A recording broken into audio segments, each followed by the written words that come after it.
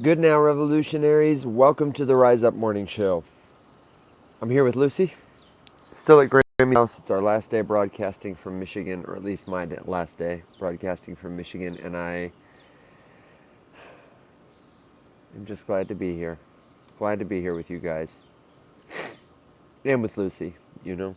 Lucy doesn't join the show too often. She's always usually under the desk kind of thing, so you should feel pretty lucky that we were graced with her presence, I must say. Lucy's very friendly, but she is very shy, you know. So, or I should say, I don't know if she's shy, because she's pretty bold. I should say, Lucy is friendly and she is particular. She knows what she wants. She's got boundaries and you know. Anyway, I've said too much about it. Lucy's like, shut up, let me sleep, man. We're here to do the Rise Up Morning Show. Helpful news, commentary, answers to your crypto questions for people at all levels of experience, whoever you are, wherever you listen. It's time to rise up. That's all. And here's Alex. Hey, brother. How's it going? What's up, dude? Different camera setup today? Or just me? Just you. Just had that look about you. Had that new camera look about you. I don't know. I mean, I'm standing right now, so, might sit in a little bit, but Might sit. IDK. Felt cute. Might delete later. Well, man, let me tell you what. Michigan's gotten to that point where it's starting to get hot here, which means I can't even imagine what it's going to be like when I fly back to Memphis or what it's like where you're sitting right now. well, let me tell you, I just walked outside to go drop some trash at the curb, and I tell you, dude, it's already 90. Like living in the devil's crotch, man. Wow. Yeah, pretty much. Pretty much.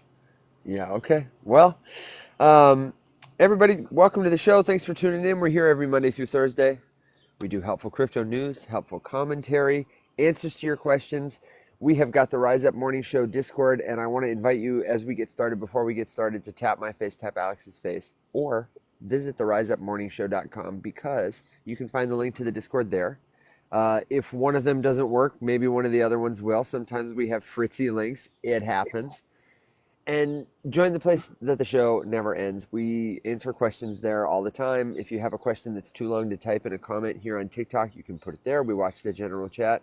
And we build community to help you avoid making FOMO purchases, silly mistakes.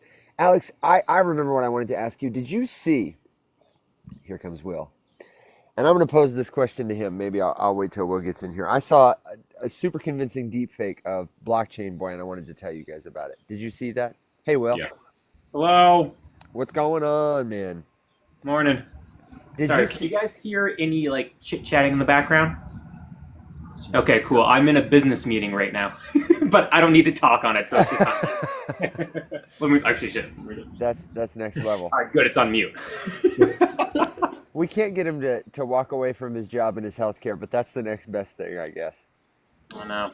Hey, congratulations, Boston. The Celtics looked great this whole finals, and then they took home a championship. I thought it was amazing. Well, they looked great except for Game 4, but you know what? We'll take purposely losing to go and win in Boston, so that's nice. Is that bowling? What was that? Yes. Is that bowling? Basket Yeah. weaving? Yeah, exactly. Basket meeting? Alex, don't- I learned last night that don't watch sports, as Will. sports go, No.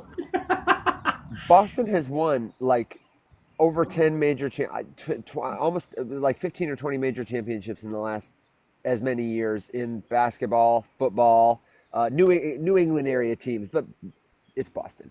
And you guys have a hockey trophy recently too, don't you? No. Like in the No. last 10 years? No. Really? No. We don't talk about that. Oh, we don't? What happened? Well, no, it's just because like the Bruins have been kind of disappointing the past two seasons because they've like almost made complete teams.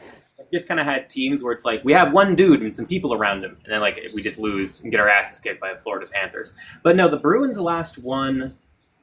Actually, maybe the Bruins did win 10 years ago exactly. But Let's see. Here you go. My my whole history watching sports can be summed up by having like proximity to people who are really into it. And I always watched soccer, like I watched the World Cup. Um, and then football, I got a little into it when I was in college because my roommates are, they were so every stat. I don't know. These two people can just talk forever about football statistics. Yeah. And I was a default Lions fan because I was in Detroit, and then I realized what it was to be a Lions fan, and I just became depressed all the time. You had to realize that it wasn't just It was painfully obvious. I never paid attention. I didn't. Well, because the other sports in Detroit that I knew about were the Red Wings. They were quite good, and yeah, Red Wings great. This was back when like the Pistons were, Big Ben and yeah, they were doing good too. Pistons were good too. All of those The kind of Tigers, guys. the Tigers and the Lions have mostly always sucked in my memory. Yeah. Yeah. Well, the Tigers had when the Tigers had Verlander. And this was like 10, 15 years Yeah. ago. It was exciting. Yes. And then I think you had that like big fat guy that hit home runs a lot. He was like Panda. I think his name was Panda. play. Or no, yeah. Or maybe he was on Milwaukee. But I can't remember. But anyway, he was fun. And but yeah, actually the Bruins last won the Stanley Cup, and I looked it up. 2011 was the last time they won. Okay. That'll be when Boston like really catches on fire. Because like last night, it was funny. I didn't go out to watch the game. I was like in bed, and I heard people screaming, like singing "Sweet Caroline" for about 2 hours from like half a mile away, and it was just like "Sweet Caroline." I'm just in bed, like I want to go to sleep. Ba ba ba. Yeah. Oh my god. But yeah, I don't really give a fuck about sports anymore. I used to be the guy from like high school through college through like I don't know 23. I would like watch ESPN every morning with my breakfast, and then I just started like doing other things and giving my time to other stuff. And I was just like, I don't really care about any of this stuff. I just like going to sport events and like being around the energy. That's what I like. Yeah. And then I root for Boston except for football. But yeah, that's it. I like watching hockey. Hockey is enjoyable to watch. Hockey's a lot of fun, particularly when you're there in person too, because there's just energy. It's intense. There are fights on the ice, off the ice, in the stands. It's great. I get into the story of a sports game, whether it's hockey or anything else. I'm sorry, Alex. Go ahead. I got into hockey in college because I went to Northern Michigan, and our football team was like Division 75. It was like, painful to watch. My roommate had a full ride scholarship to play on the football team, but he had never played football before. Oh, No, just to put that in perspective, he was a kicker. Warm bodies. Yeah, they poached him from Northwestern by offering him more money to be on their football team instead of Northwestern's soccer team. And he, as the kicker, made 4 tackles in one season, just to put that in perspective. Wow, yeah, that's not good. Yeah, the only people who were at the games were their girlfriends. But hockey, we were D1, and we were really good. And there was the big team, and then there was the club team, and the club team was just violent. And the games were standing room only. Just it was a whole other thing. So that's when I got into it. Yeah, my mom was correct, and the marching band. Not your mom's. Yeah. Oh, Linda Popovic.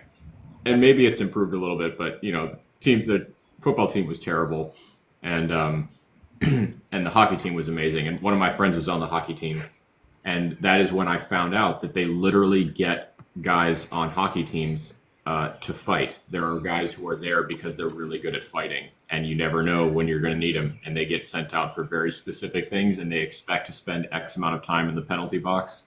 And I was like, oh, I could get into this. Yep. That's just fun. That's just a good time for everybody. Oh, yeah. Yeah, that's wild, man. Anyway. Well, hell, welcome to your new favorite sports show on the blockchain. That could be interesting. It's not inside the NBA, but we'll give it a try. It looks like we got a lot of our friends in here, and it's so good to see everybody. I did want to ask your opinion about the deepfake, but first I wanted to say hi to Doom in the comments, who a few comments back had mentioned that they're down 35 to 40%. And seeking a little mental comfort. And I gotta tell you, that's a rough day. That's a rough day to be down bad, but maybe we can help. Let us know, how your gut and your brain and your heart are doing, and I don't know if you guys have anything to say to that. I would just say I know what it feels like. I'm right there with you. Don't hesitate to just take a breath, because it's easy to make a rash decision in out when you're feeling hurt. Yep, I mean, and get ready to be down 60%. So that's that's it. But understand that the pain that you're feeling, the death by 1,000 cuts that you're getting, is gonna last, a good chunk of time. But then when the market heats up again, you'll be back in profit, or back at even in far less time. So it's coming around the corner, and this is all normal for this part of the market. 60% corrections in altcoins in a bull run are normal. Happened to Solana. They had a 60% correction in the last bull run, and then 20% and 40% and 50%, another 40%, another 30%. But ultimately, it went up like 22,000%. So this is normal. It sucks, but it's normal. Yeah, and it can be a good thing. I would say, I don't say this to shame anybody or to exalt myself, but I have really worked. I made it a goal, because I didn't like feeling like that, to build like the kind of portfolio that I either wouldn't expect to see. If I saw that, it wouldn't bother me. If I see, Bitcoin is my biggest bag, because when I see that Bitcoin is down, I just don't get sad. I go to a movie. Most days I don't even notice it. And that's because I have the kind of conviction that the amount I have invested in the tokens they're invested in, even my attention, I'm here every day happy to do the show, even when I have a bad day, because this is the best investment I make. It's the one I have the most conviction in. And so, take heart. You can build that kind of situation for yourself. But also, maybe, I don't know, maybe Doom with a name like that is, an adrenaline junkie, living off, the raw adrenaline of Solana is down to $8 and now it's up to 210 again. A lot of people are like that. I would say to not waste this feeling, because this is like at the crux of lots of my videos, that I can sit here all day and tell you all about all of the painful lessons I've learned that have led me to the place in my crypto portfolio management where I didn't even know that there was a dip happening, because I don't care. And you too can be like that if you learn from the mistakes. But sometimes you have to experience it. You have to feel it. And then you'll realize, by the time you've walked yourself into the position where it's like, oh crap, everything's tanking. Should I start selling stuff? It's like, that's the time when you just close the screen and go do something else, because now you're officially out of good headspace. You're in bad headspace. You're going to start making decisions you will regret more and more and more, and you're going to start playing a dangerous game. What do they say? Don't try to catch knives, all that sort of stuff. And the time to reassess is now, not right now. I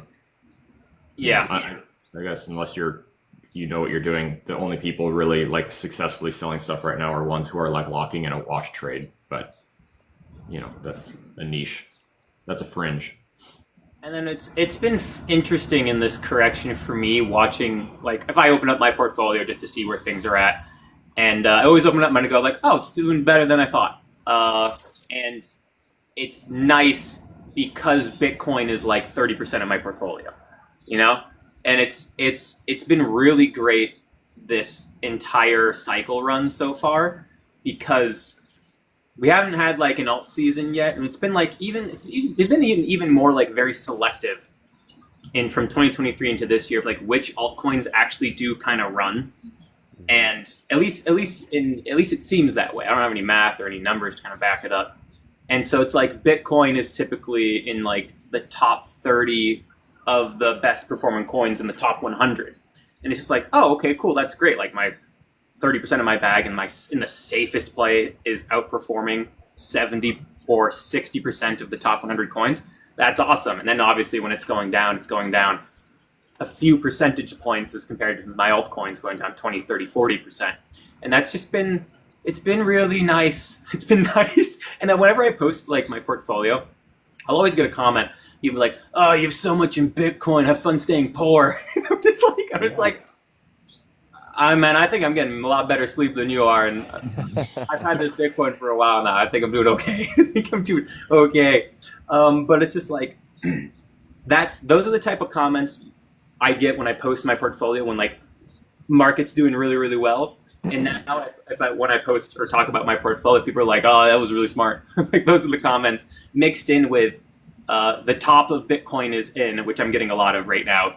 And also, alt season never came and never will come, and World War III is about to break out, and we're in a recession. And I'm just like, I think we're near based on those comments I'm getting on my videos, I'm just like, I think we're near the bottom of Bottom signals, yeah. Yeah, I was like, I'm pretty sure we're there, or we're just about at the bottom. Let me ask you about that, because I always have the same thoughts, right? Like, yeah, when you start hearing that just blind desperation and unbased panic from people when they start predicting 19,000 different black swans, I get the same feeling, like, okay, bottom signal. But then, and I don't mean this to sound insensitive, the people posting those don't matter at all to the market. Like, they have no influence on where the market goes or what it's going to do. These are people who are spending $20 and lying to everyone on the internet that they're up or down tens of thousands, or they're not spending anything. So, like, how much of a bottom signal is it really when internet comments are whinging?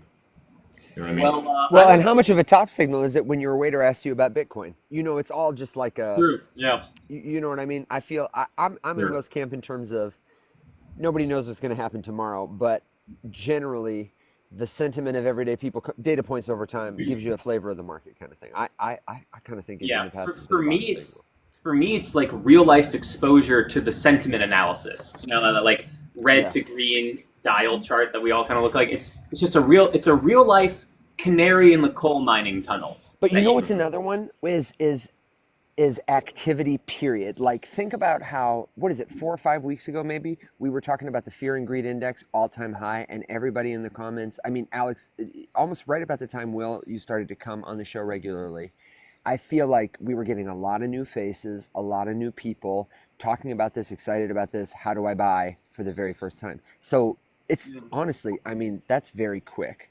And I see comments like Christine's, who's been buying since maybe February 2023. And I remember coming in to pay attention at a time when attention was picking up, but not yet there. I've been buying for a long time Bitcoin, but I didn't start paying attention to everything else and the culture really until 2019. And I remember a real noticeable uptick in activity leading up to that 2021-22 peak. I remember that flavor of wow, and how fast everything moved. And we've been talking about this it looks a lot like 2021. And I remember everybody buying all these different altcoins, towards the top that ultimately didn't go a lot of places, or didn't go a lot of places for them because they were hearing about it late. I think we're so much closer every year to the inside of this that I constantly have to check how distant I am from when I started and how distant I am to the people who may be in the comments that I'm talking to. I don't mean to sound elitist, but do you know what I mean? Like, we've kind of become battle hardened. That's what Mac always says. Yes. Oh yeah. No, definitely. I mean, so to respond to a couple comments in that vein. So I know Christine was sharing some stuff here. And then there was a comment asking about, at what happens after you hit bottoms. Does it just go up? How long does it go? How long until it goes up once the bottom is hit? So a couple things. No one knows what the bottom is. This could be, but like Will said, it could go down more. It could reverse tomorrow. It could reverse next week. It could reverse in 6 months. One thing I would encourage people to do, just for some context, is look at the chart, the overall chart. I get this from 2021, because we had a crazy run up pretty early in the year, and then we had a world-ending crater for most of the summer, and then after the summer it sprinted straight back up to new all-time highs until November, and then we had a very slow measured bleed off for the next several years.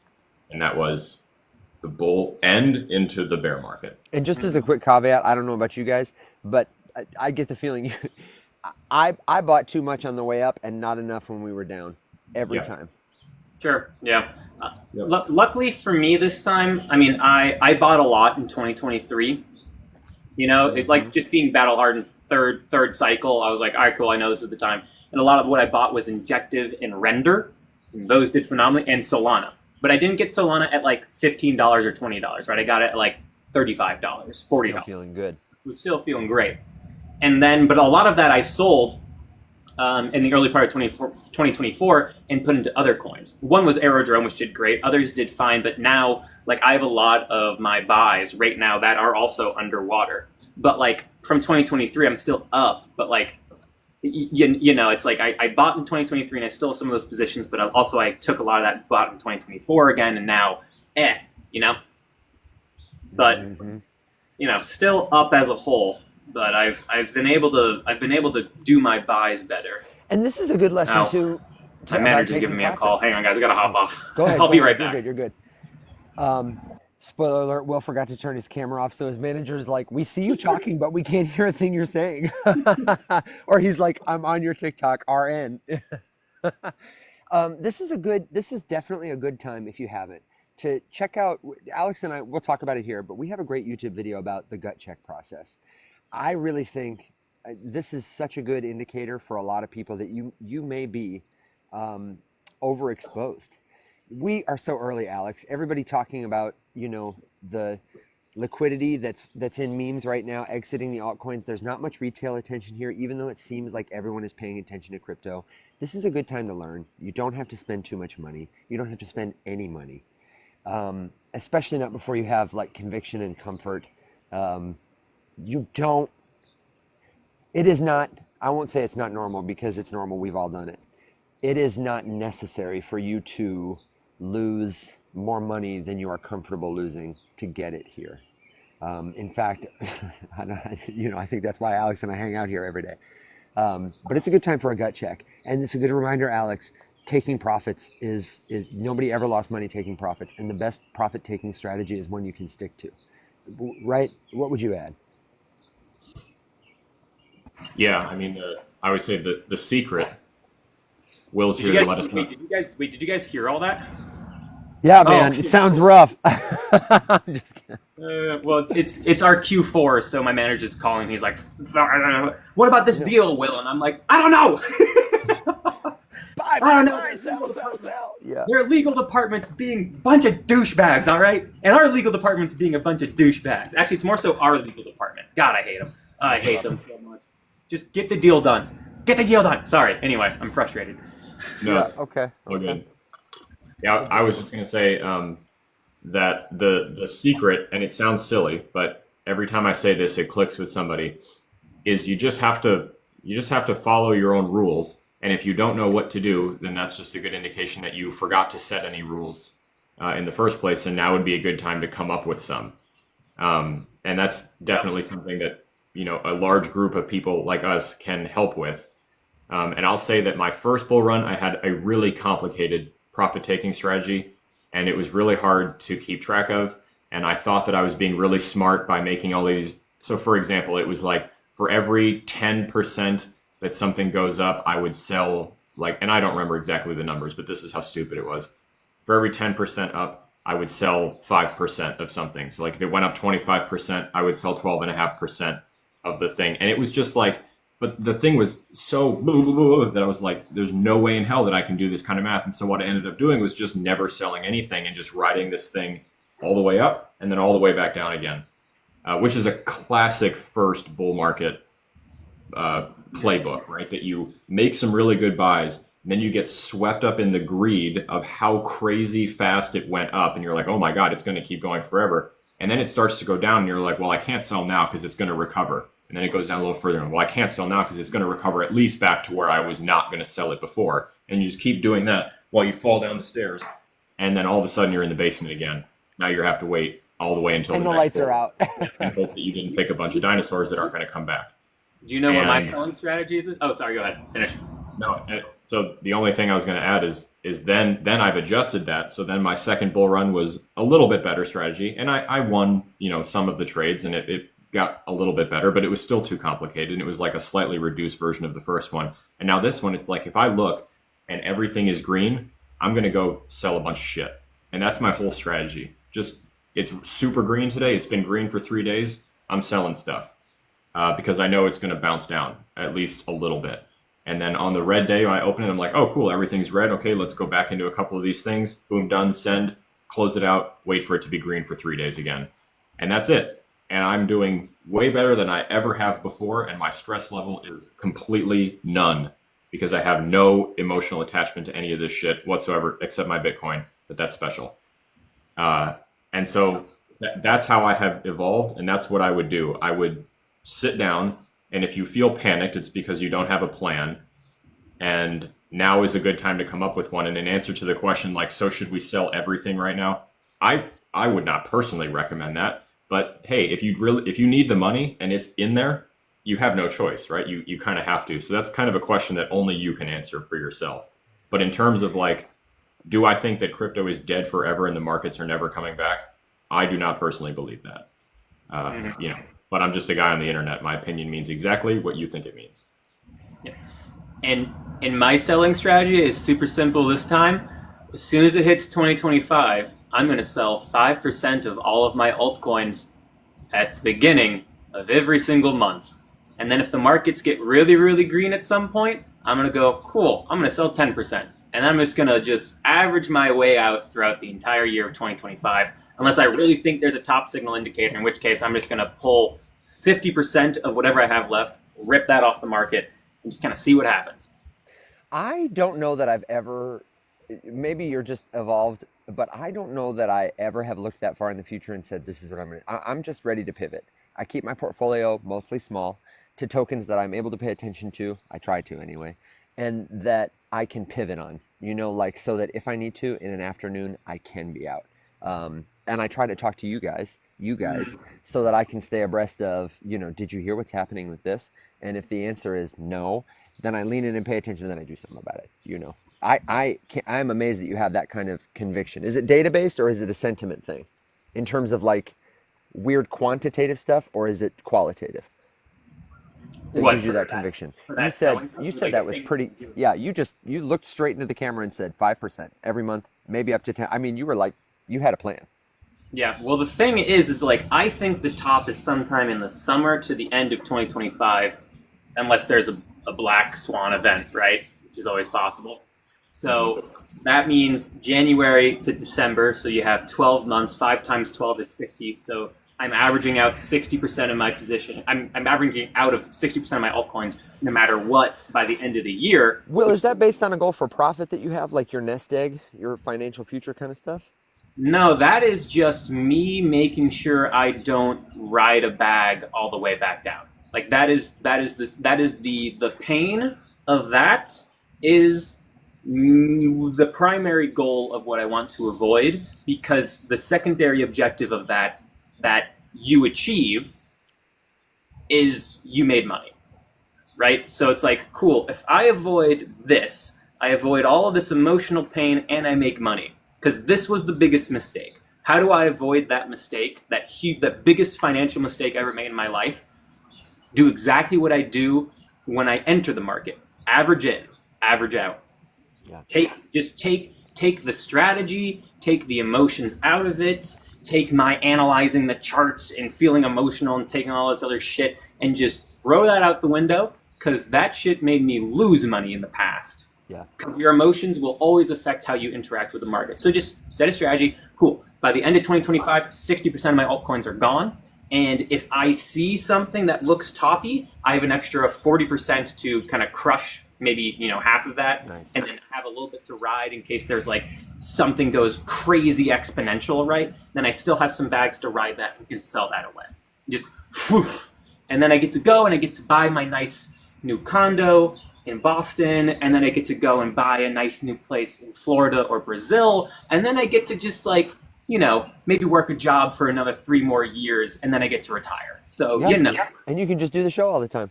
I can just do the show. Well, not to be rude, but you forgot the part where you adopt me. Oh, yes, of course. Where would you like your guest house to be? In the Florida or the Boston?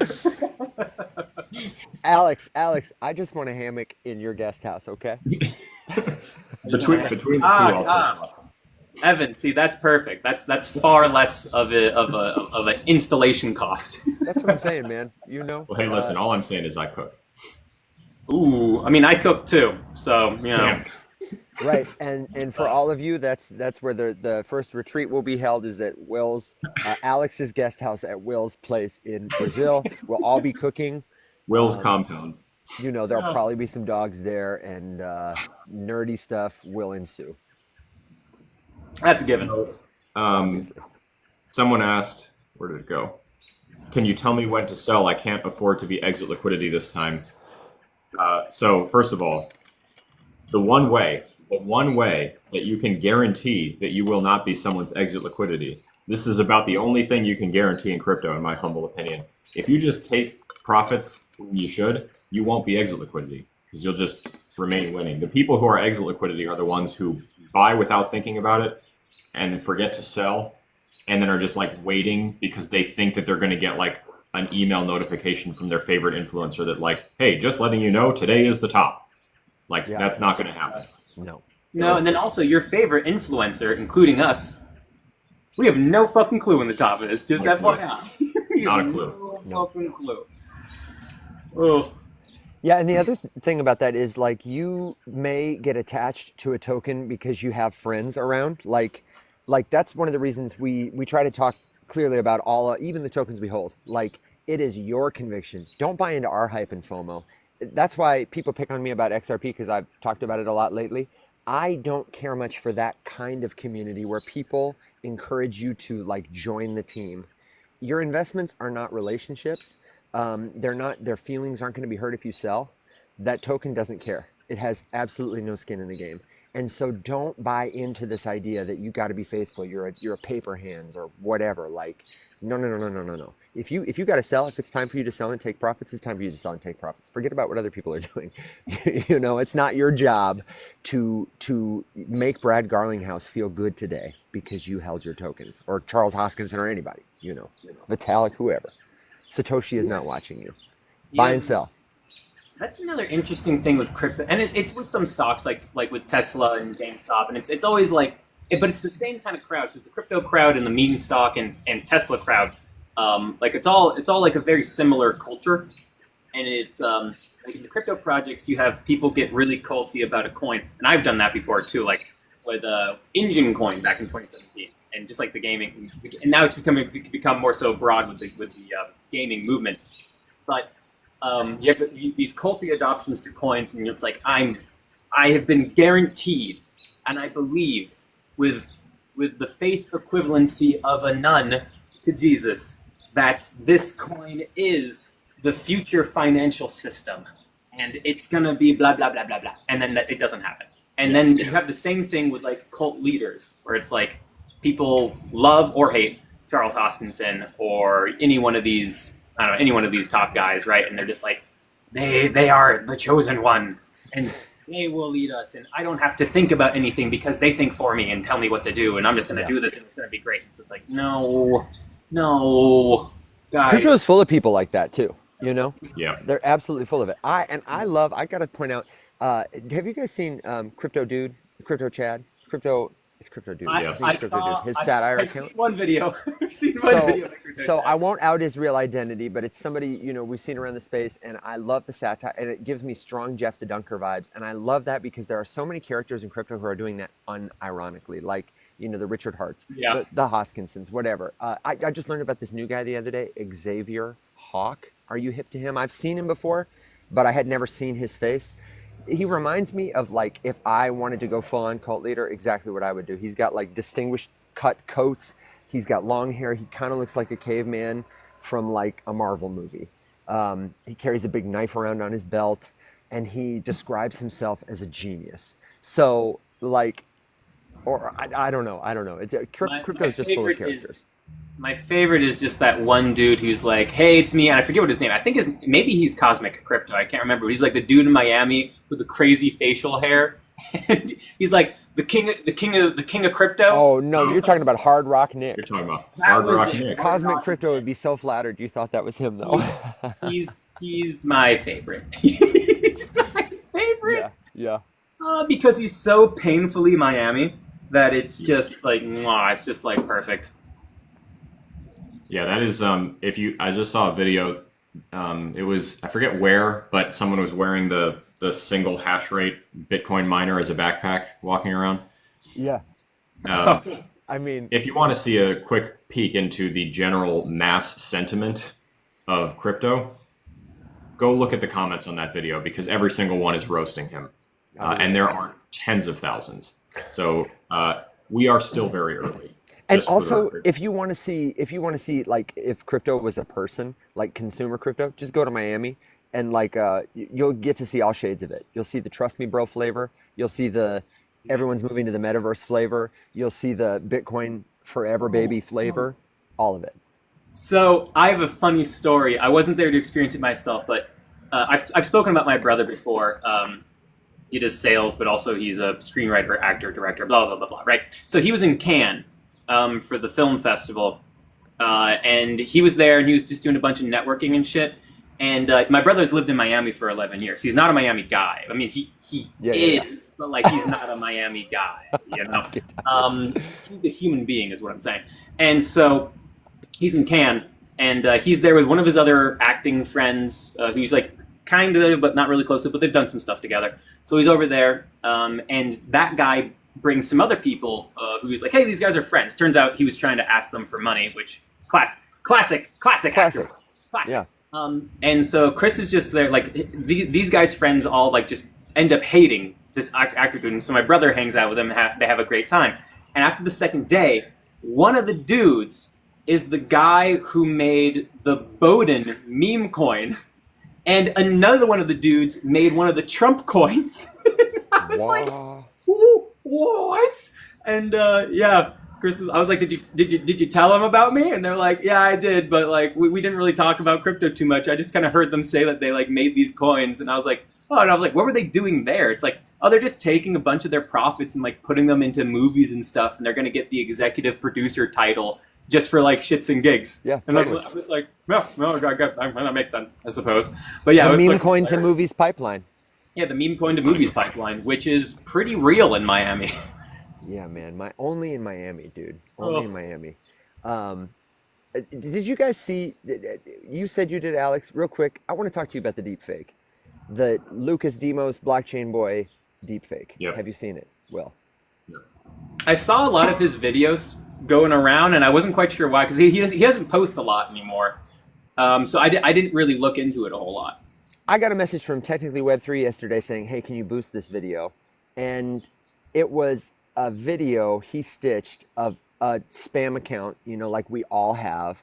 And it was Blockchain Boy saying, hey, if you want to get closer to me and know more about what I'm investing in, join my Telegram. The link is right here. It was his face, his voice, and it looked a little bit off, if I'm being honest, but not enough that I would be like, oh, the thing that alerted me that it was off is it is basically the text that they have in every one of those videos, you know, where it's just a screenshot and it says, join my Telegram group for alpha. It was like that script. And that was what threw me off. I was like, he would never say this. He would never do this. This is weird, you know? I mean, but it's getting good and available apparently. So are you saying that, and I'm not saying this to pick on you at all. Are you saying that you were convinced when you saw it that it was a real person? No, I'm saying I was not convinced for a variety of factors, but that the presentation of it is more convincing than you would expect from a scammer who's probably not investing much money. You know, the tools are good. And it's always shocking when you see it in the wild, I think, for the first time, whether or not you are fooled by it. The fact that it's out there where people not as savvy as us will be fooled by it, or somebody savvy like us, you know, could be going too quick and we'll be fooled. We're forgetting that there is like a whole trend of posting obviously AI pictures on Facebook and just watching the boomer comments roll in about how terrible these things are, or whatever the crazy AI picture is. So like it doesn't, I was going to say, because I saw the deepfake and I was like, okay, you know, like totally agree. This is a more advanced strategy than they have been using before with the mass reply to every comment on a single video. Which, just by the way, just for everyone's understanding, when we get bombed like that, you basically close your phone and open it up 5 minutes later to 150 notifications about those videos being posted. They are not like one and then they go and click on another one. It's a program that does it. And so something Revis or Revix. yeah, and if you miss it, you're kind of just hosed, and you have two options. You can either sit there, and TikTok does not have a way where you can manage comments from an interface. You have to go to the video itself and long press on the comment and then delete it and then go back to notifications if you want to get the profile to then go block it. So you have to do that 150 times, and you are faced with a choice, because if you block them, you can't see the comments anymore, but they're still there for everyone else. I can't see them, but you can all still see them. So I tend to not go through the process of just deleting everything. I tend to just catch it and then block the thing immediately, and just make hopefully enough warnings that people understand that those are there. But I know all those comments still live on my video that I just can't see anymore, which is very obnoxious. I feel like so many people are social media savvy that most people see that and just kind of know it's a bot. And also to expect bots. I don't think so. I feel like people are not savvy. I feel like go ahead. Some are for sure, but I was just telling Evan yesterday, in the last couple weeks, I've gotten DMs from 2 people that responded to those comments and sent them thousands of dollars. Oof. Ugh. Yeah, seriously, Hey, I had a follower who's almost $30,000 that way. Go if you're curious, you can poke around with those scams to educate yourself without losing anything. Usually, I did this last year and the year before a couple times just to kind of see how it was working. Yeah. But seriously, just reach out to one of them and get the wallet address to send money to. They've kind of changed. This isn't really a scam anymore. Now they do it all on websites and stuff, so you can't really do this. But I'll save you the trouble. I would reach out and be like, okay, yeah, help me. And then you get the wallet address that they want you to send stuff to. There's thousands of dollars in it. So it's clearly working for them. And then, of course, there was a funny one where Hector built this. He built a wallet that he was given. Do you remember that, Evan? Yeah. Yes, I do. So Hector, Crypto Comics. Yeah, wonderful. Yeah, he's a Tell the good dude. He built a wallet that he would give to scammers, give them access to try to steal from him. But he had a program running in it that would just scrape anything that got deposited in it, and he would lure them in with a pile of stable coins. So he put some stable coins in it, but no ETH for the gas. And he would wait until the scammer sent gas to the wallet to drain the stable coins, and then he had a program that just scraped all of their gas away from it. Nice. And then remove the stable coins at the same time, and then he would set up a new wallet and do it again. And he made several $1,000s just ripping off gas from scammers. It was If it awesome. was mainnet, it actually wouldn't take too many scrapes to have gotten $1,000.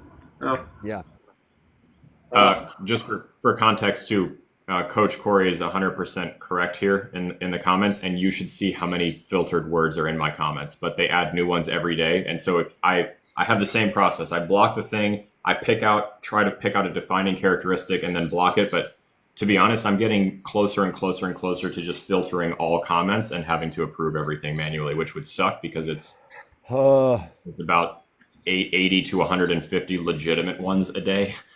But I don't know. I know people are getting ripped off, so it's. And can I just put in a pin on my thoughts about internet literacy and scam literacy is I think I'm going to make a video about this. I want to remove the word and the practice of saying obviously. You didn't say this, Will. I'm not picking on you, but Alex, I know we say it a lot. I find myself saying obviously this.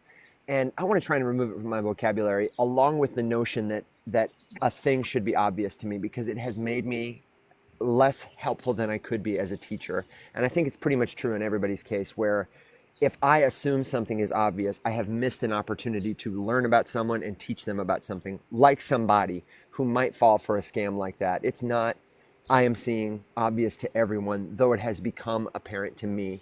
And by saying that, obviously, or by saying it's obvious that, what I realize I do is I create like an invisible fence between me and that person who doesn't think it's obvious. And they say, oh, this guy is not like me. He's going to pick on me or make fun of me or make me feel a little stupid for not knowing something. So I'm saying it publicly because I want to broaden my mind and hopefully help more people like that. I've been slow on it, but I'm ready for us to have our, like coaching, live classes, more opportunities in Discord to just like connect with people personally, instead of just like this where it's quick comments, because I think there are a lot of people we can help with just an hour of time. I don't know. I'm becoming aware of more people like that, and I want to be inviting to them, is my thought on it. Yeah, one thing is we're gonna have. I mean, like with every bull run too, each one, the amount of new people has gotten bigger and bigger and bigger, and you have people who just like don't know what to look out for. Yeah. And people who also like you combine that with the unfamiliarity of using like Web3 stuff, like wallets, and sending from a wallet address to another address. So like it's all new to you. So you run into like a scam situation. You're like, well, this is new too. So I guess this is just how this works. And then poof, gone. Yeah, So, exactly. Yeah. Can I address something real quick that Tori shared about Dracula? Yes. Just a niche question here. So Yes. Dracula, for people who don't know, Will's getting on Warpcast, checking stuff out there. Dracula is a TikTok clone built on Farcaster, but the premise is to do more stuff on chain so that it becomes not just Web 2, but a little more Web 3. You can own your posts, you can collect people as creator tokens. And Alex and I had a meeting with their founder, whose name is also Alex, giving him some feedback on our experience with this app. Like, how are we going to make this as great as it can be? If it's going to compete with TikTok in terms of user experience, in terms of maybe paying people for watching and sharing, those kind of things, creating tokens that matter. And one of the things we said was it is really difficult.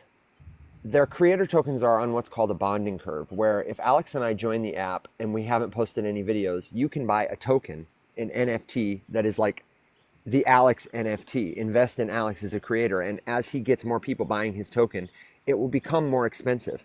So a creator like me or Alex or Will, who have, thousands of followers, it would be a lot harder for you to support us by buying our token because it'd be expensive. It's like the Bitcoin, if you will, of tokens.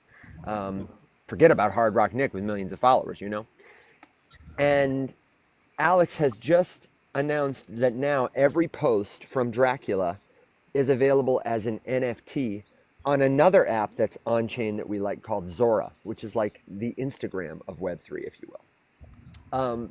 So it'll be a way for him to implement the kind of feedback we were talking about, Alex, where it is less cost prohibitive to mint and collect your favorite creators' videos. It looks to me like these posts start out as like free plus gas, which I think is a great concept, generally speaking. And I'm curious to see how it helps the app scale, but I bring it all up to say, again, one of the best places you can be for information in your community, exploring stuff here as the Faceless Many, is get on Warpcast if you haven't yet. Try some of these apps out. They don't cost anything. You don't have to spend money on them. You don't have to worry about taking profits. And by participating in this kind of ecosystem, you're not only getting to know people building stuff like that, but you are building a presence on chain, collecting little pieces that somebody could use in an airdrop in the future, or at the very least are going to teach you a ton about what you're doing. Tori had said she wasn't sure how to feel about it, so I'm curious to hear more from Tori or more from other people. But I wanted to get your guys' opinions, and especially you, Will, since you're like newer to Warpcast. Have you been playing around with any of this stuff yet? Also, I invited Machiste up because that's going to be my new trend. But he's building stuff there. I thought he could give some context. I've just been a consumer on Warpcast. That's it. Just going through and it basically, I don't know, to me, it's just a worse version of Twitter. But maybe I'm missing some things here, so maybe you guys can fill in like the extra value, because I'm sure there's a lot I just haven't explored. No, I think I totally get what you're saying. That sentiment, because it is fresher, less populated Twitter. I think the part of it that gets me, that I'm excited about, is that I would not call it a worse Twitter. I would call it an emptier Twitter. And the caliber of conversation is just way better. Like, I have never scrolled on my feed on Warpcast and then found myself wanting to embrace an oncoming semi-truck the way that I do when I spend 5 minutes on Twitter.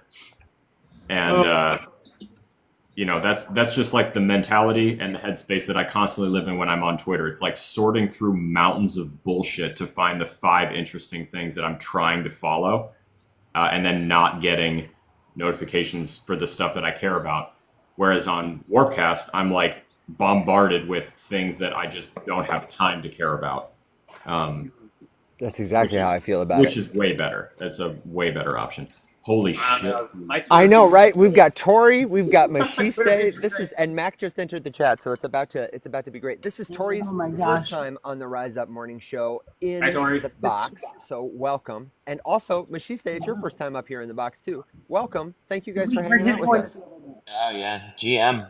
My first time ever using the TikTok microphone or camera. I'm trying to turn the camera on, but you'll be surprised how technically illiterate I am. We got him. No, I wouldn't. No, I wouldn't. Don't pat yourself on the back, man. No.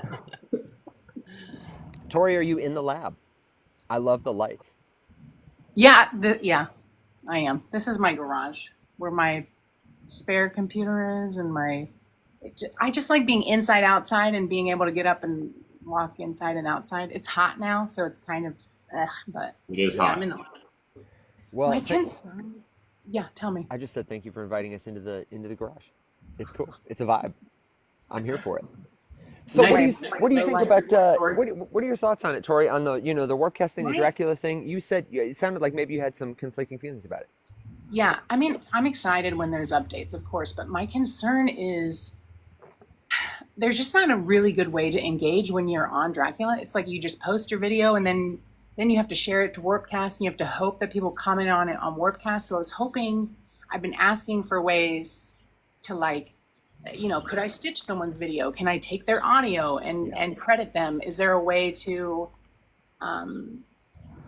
interact with each other? And I'm just kind of upset. This is just me being a little, but I'm upset that the next step that they did was another thing to make money. Where, like, yeah, we're all motivated to, like, be able to survive, but, like, I also want to be able to talk to people, and it didn't make it easier to talk to people, I don't think. So I wanted to hear. Yeah, that was my take on what Evan said also, when it's like, and now you can mint an NFT and it's on Farcaster, was that right? Yeah. No, Zora. It's on Zora. Zora. Okay, sorry. Yeah, it's on Zora. And I was just like, okay, so now we have 2 apps. I was like, and then you're including, like, NFT, so, like, the barrier to entry for new people is just increasing in terms of difficulty. Yeah. So I'm like, okay, so, like, this isn't about user adoption unless there's some plan to lower that. This is about money. Yeah, no, that's my impression as well. The first thing I thought when I saw the mint an NFT somewhere else is like, okay, we just axed by a tremendous percentage the potential to onboard however many new people, because now you have too many steps. And this is exactly the thing that keeps people from trying Web3 stuff. Because, like, you finally get someone to the position, right, where they're like, I'm going to give it a try. And then they sit down to do it. And there's like 17 things to do, and none of it makes sense. And one thing doesn't work. And then all of a sudden you're just like, you know what? I've spent as much time as I'm willing to spend on this today. Maybe I'll come back to it another time. But you just lost that person. And Mac, you're not a koala, and I'm surprised. What? I'm sad. I was sorely tempted. Yeah, welcome, brother. So that's really it. Like, when Evan and I spoke to Alex, another Alex, Mac, you would have loved it. Bullish on Alex's is that he's got the potential, right? Like, that's the thing. He's making an app in, like, a space that doesn't have something like this. And he has TikTok as an example. You could literally just clone it and enable some kind of small little Web3 integration, which you can start to step up and give people, that you got to warm them up first. You can't just go in hard on the first minute. You gotta walk people in lightly. You be a little tender with the Web3 at first. Yeah. And they're going way too balls to the wall on it, and they're just going to lose themselves users, which is unfortunate. So, but he seems receptive to feedback. So perhaps, this is something that can be pointed out and they could, adjust it or change it a little bit. And Chad, that was exactly the implication. Thank you for spelling it out for me. Hawk Tui. You got to. Yeah, I was about to say you got to give that Hawk too. Put on that thing. Okay, so and we have The had amount of times I've seen that. dude. It's I know, huge. right? It's everywhere. It's huge right now. And We could do enjoyed that. it every single time. She's so fun. every I love single that time. happened. And the entire internet was like, "Well said." Is well there a Hawk Tui meme coin yet? Because that's one. If somebody hasn't launched Hawk Tui on Pump.fun, it's time. Oh, that's a good one. It's absolutely time right now. And then just make a post about it. Yeah. Okay, so we might have Alex on the show sometime. General biz dev tip: if the founder's name is Alex, just go ahead and buy the dip on that token. Probably a good chance it'll go up. Machiste, Mike, as somebody who's building there now, and I'll say as somebody who I feel like it's a cross-cultural thing. There are crypto people who are like, nah, consumer crypto, tokenize everything. We don't care if it's monetary or not. We want to mint more. Minting is the new collecting. There's like that camp, and then there's the camp of like less on-chain, less crypto, or obscure it, make it user-friendly. Go ahead. What are you going to say? Just that I agree, right? That you can give people the choice to mint all that stuff. I just posted yesterday. I just got nerd moment. I just got this, which is my Oh my God! it's a moments of triumph 2023. I got it for doing a bunch of shit in Destiny. So like it's so close. Gift from a game, a real life gift. Yeah. Yeah, they're so close, right? It's a really nice high quality raid patch with it's got the dungeon stuff and it's got the year on it and the raid seal. So like let me mint it too. Just give me the digital one. Yeah, So mac they're and like, cheesy. "Thank Can we you get the for chip? Playing this dying game still. Here's. Oh, is the player You get count? a That's special badge in the mail Fighting words, Will. if you spend 10,000 hours gaming. Yeah, totally. 13,000. Yeah, absolutely. Okay, so I 13. acknowledge there's that tension, and it's totally cool. But that's what I want. I wanted Machiste's take on it because I feel like Mike is a little deeper in that world of like the consumer side. Not that as a builder he obscures things and makes them difficult. I think quite the opposite.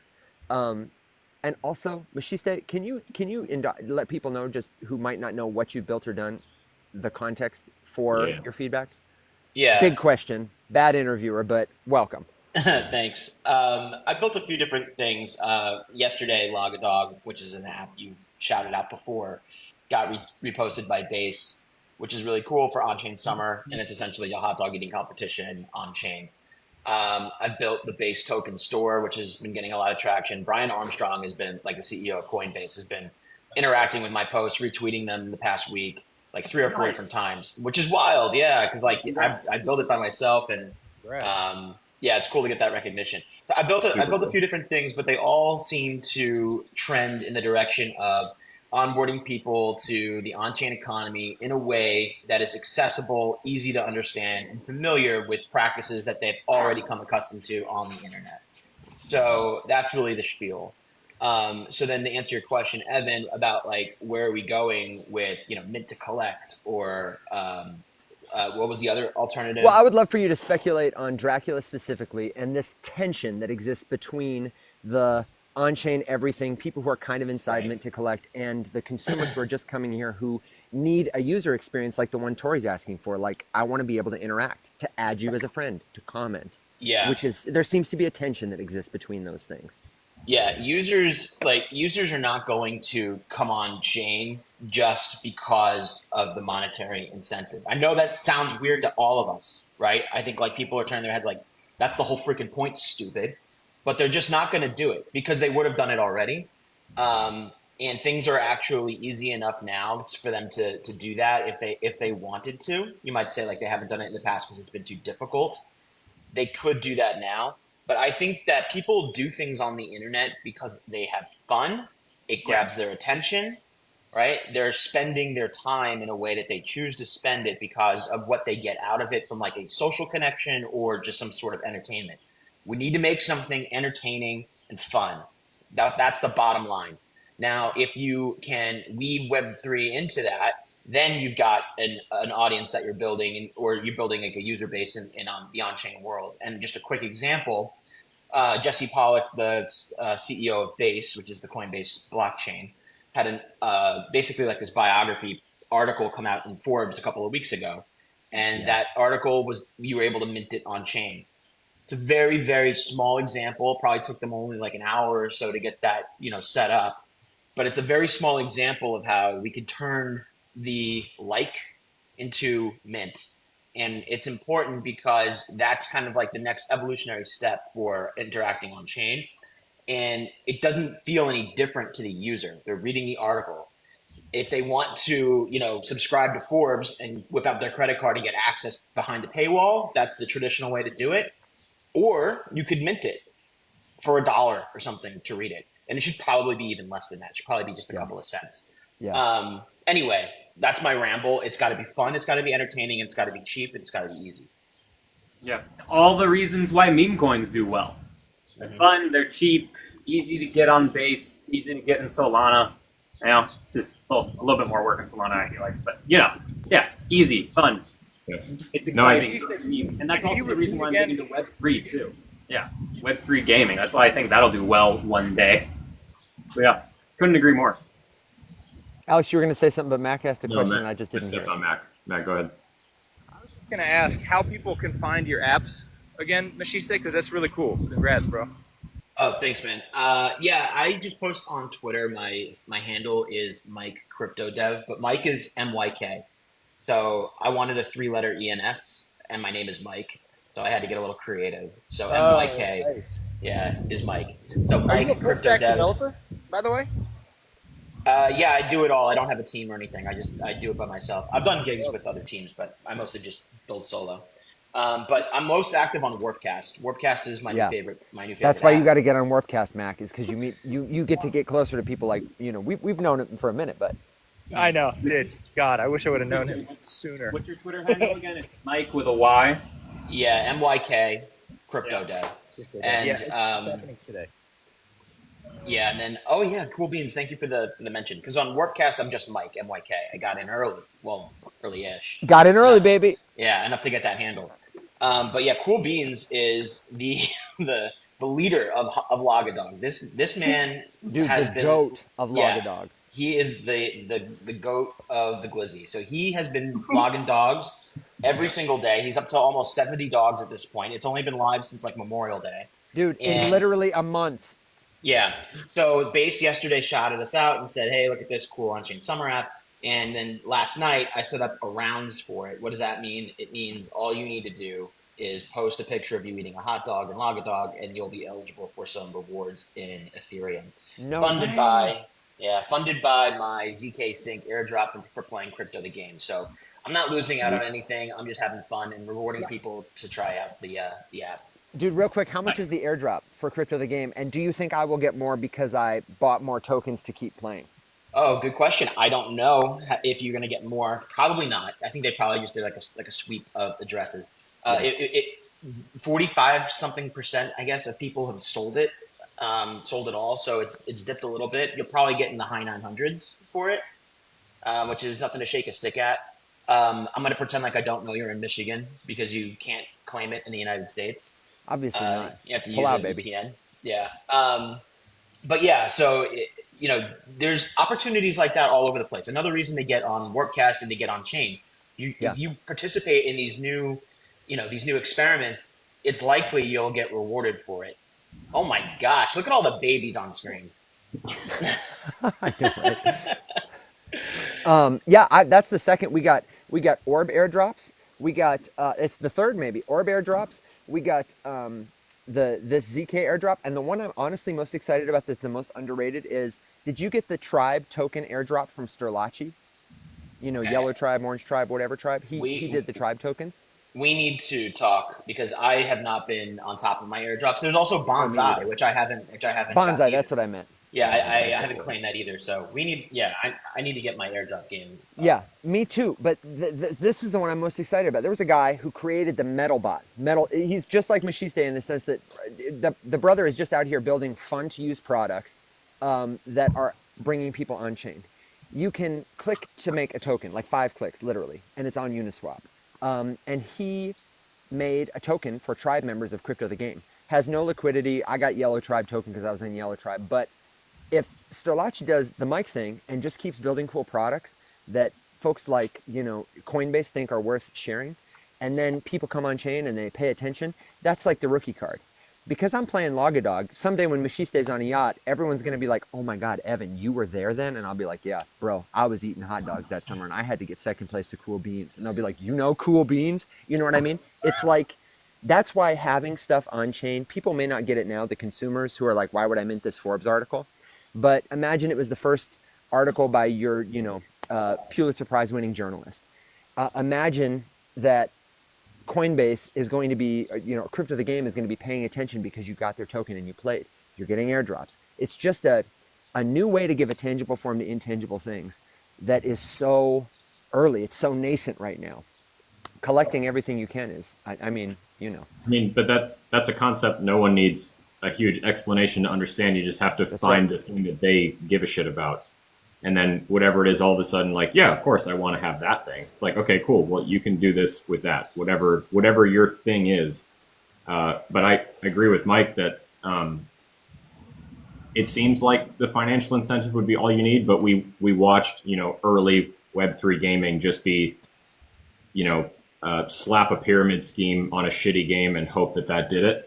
And it didn't do it. And like, sure, maybe you get some traffic in the beginning, but it's exclusively from people who are trying to like farm the Ponzi for a few minutes before it goes to shit. And then, and then get out because there's absolutely no reason to stay there for any longer. And the games suck. That's the thing that's got to turn the corner, which is why I'm stoked for, some of the stuff coming out now. Cause like Shrapnel looks like a legitimately entertaining game and it's either going to do well or it's not. But the people who I know who are talking about it are like, yeah, there's a token. I wish that they had waited a little bit for the token personally, but at least like the gameplay is worthy of conversation. And then there's a few others. I saw Bryson was streaming Wanderers yesterday. It looked pretty good. And then there's a few others, but only now have games that were actually like, yeah, you know what? I might actually play that just to play it. Like Sans Reward have like just started, but I mean the ones from earlier. That was it. It was build a shitty game or hold a pyramid scheme together with a really shitty game, and hope that no one knows. Slap a pyramid scheme on X a lot more. That's a fantastic turn of phrase. Okay, hey guys, I got to drop off in a bit, but now actually, but I just saw a tweet that I think is going to change kind of how market works a little bit in terms of like Coinbase listing pumps and stuff. So Coinbase is getting into the perpetuals game. So I saw a tweet came out yesterday at noon. I'm just seeing it now, but they're getting into pre-launched markets on Coinbase Advanced. Whoa. Yeah, that's huge. That's massive. There's no date as to when it's going to come out unless I missed it. But if you go to Coinbase Traders, or I think Coinbase retweeted it just now. But yeah, that whole like get a coin listed on Coinbase and then it's going to pump. I mean, like we're going to see price discovery and pre-launched coins because of this fly. So I just wanted to make sure you guys were all aware of that and everybody in chat is aware of that. That's a big dynamic market shift, in my opinion. Thank you very much, brother. Yeah. Big news. Thank you for hanging and thank you for enjoying the show, making the show more enjoyable. Bye, everybody. Bye, Will. But just really quick on that, we were talking about the gaming and Web3, and we were talking about participating in things that are early, why it matters to do things on chain. I'll just drop my handle for that person, Mike Crypto. Win. Yeah, one thing that made it click for me is there's this developer named Joaquin. He's like one of the head developers at Third Web, which is a company that makes it easy to make Web3 apps. The way he described it in a blog post was, it's just a public backend. if you think about the way apps are made today, and I hope I'm not losing anybody here, but like I'm going to keep it like pretty high level. There, you have your front end, which is like the things that a user clicks on, and then you have the back end, which is like handling all of the logic and what happens when certain things in your game happens, and the databases and stuff like that. So you have your front end and your back end, and traditionally, the front end and the back end are owned by the company that writes the software because it's very proprietary and special. It's what makes it like worth money because they have they built Grand Theft Auto. They're not going to open source that because that's what they sell to make money. But in this future, the back end is public. The back end is shared by everyone. The back end is the blockchain. And the reason why that's interesting is like the game Evan and I was playing, Crypto the game. The front end is proprietary, that's fine. But the back end is a public blockchain. And so what you see is you see all of the business logic that's powering the game in the open. So like when Evan said he played with multiple NFTs, I could have found that out on my own by looking at the transactions in the blockchain and saying, hey, Evan has 2 NFTs. Vote this guy out because he's obviously trying to do this in an I'm not going to say unethical way. He's playing the game he wants to play it, but he's not playing with one NFT, which some players look down upon. You couldn't do that in other mediums or other games. All of that logic is hidden behind a private server, and you only see what they expose to you. So that's changing things. If you're getting recorded on a blockchain that's going to be around forever, my grandkids will be able to see my KD ratio and know that I was ass at this game. So that's going to be something. And then the airdrop that we got today, ZK, the new blockchain or whatever, looked at the transactions for Crypto the game and said, these are the players who are participating. These are the players we're going to reward because they try things early, because they're an engaged community. We might see some more usage of our products by inviting this community to come try it out. So that's kind of the explanation there. And I'll try not to use cuss words. I know that TikTok doesn't like that. No, it's okay. Mike, if you, I think we've talked about it before, but if you're looking to add another co-founder role to your resume, I feel like I can see Mac's wheels turning about show him. Yes. We need some cute back end work to take it to the next level, to build a marketplace where people discover that thing. You obviously got a lot of jobs. But honestly, just crypto, developers in general, and it sounds like you've got background in Web 2 before Web 3 happened, yeah? Yeah. I've been building Web 2 apps for over a decade. Yeah, but they all feel the same, right? They feel like CRUD apps: create, read, update, delete. You do the same thing over and over again, and Web 3 kind of flipped the paradigm. And it's even harder to find developer entrepreneurs, I'd say, too. You're a rare breed. A lot of developers. I've talked about developers with other developer friends, and it's like a lot of them just want to code and taking out all the risk and becoming an entrepreneur and assembling somebody to do sales and marketing or doing it yourself is quite a mental hurdle to get over. So the fact that you've done it all is awesome. So yeah, man. Am I reading this right that Mac, you're gonna help me work on seducing him more? Because I've already seen some salacious pics once he opens up his DMs. Right on. So Mac, I just want to make it clear, I don't do this full time. So this is a hobby of mine. I'm just building stuff nights and weekends right now. And this might blow your mind. Right now, I work in HR at a digital media company. That's my full-time job. Wait, confusing. Why? Yeah, confusing. I recently did a podcast on Sunday. It dropped on Monday. Yeah. And I kind of give my spiel, and I don't want to take up your guys' time with that, but it's been a pretty unorthodox career path. Well, that's cool, man. We're no stranger to that in Web3 land. And yeah, I mean, we're not like interviewing you or anything like that, but I do obviously respect what you decided to check it out. So yeah, man. Yeah, we just love your work, dude. Yeah. Yep. One thing that's cool is on Warpcast, everybody's building in the open, and they have bounties, and you can say, I need somebody to do this, and I'll give you this much for it. And then skilled people, reply, and also not skilled people, and you get to look at it all and decide, nobody fit the bill. I'm not giving you anybody money. Or actually, I love 3 of these. I'm changing directions. This is really, really cool. We're going to do, you know what I mean? you think of things you never would because you're not just a solo. Like Mike is not just. I mean, he's doing most of it himself, but also like he's getting inspiration from the community because he's like so deep in. They're all other developers and there's artists, and I think what they're really missing are people who like.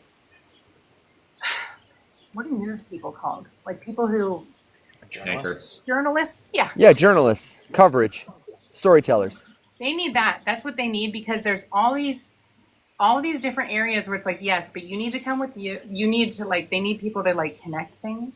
So I didn't go to school for this, but this is what I'm gonna try to do until I can find a place because it's like you guys need to like connect all these things. Like I was thinking with Logadog, I'd like to brainstorm how we could use that plus bounties to help Faceless, to help the Rise Up Morning Show as we make a presence over there. As like we can help onboard people, like a little, because it's way. I mean, I've already like just in tips.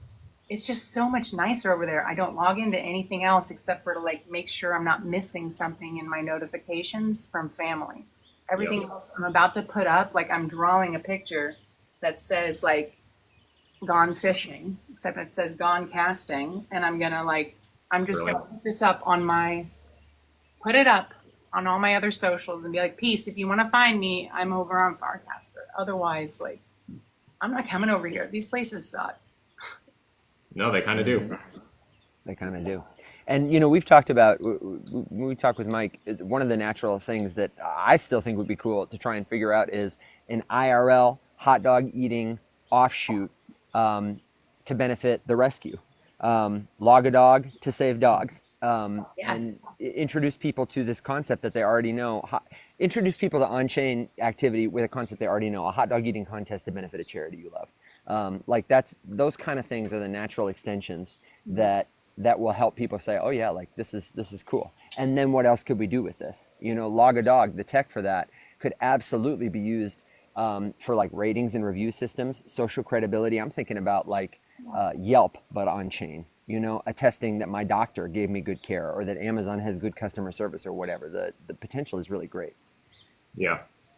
No, it would be cool. I mean, because the potential connections are never ending, and that is why the whole thing is kind of neat. So yeah, you could run a charity drive that features a hot dog eating contest, which happens to be on chain.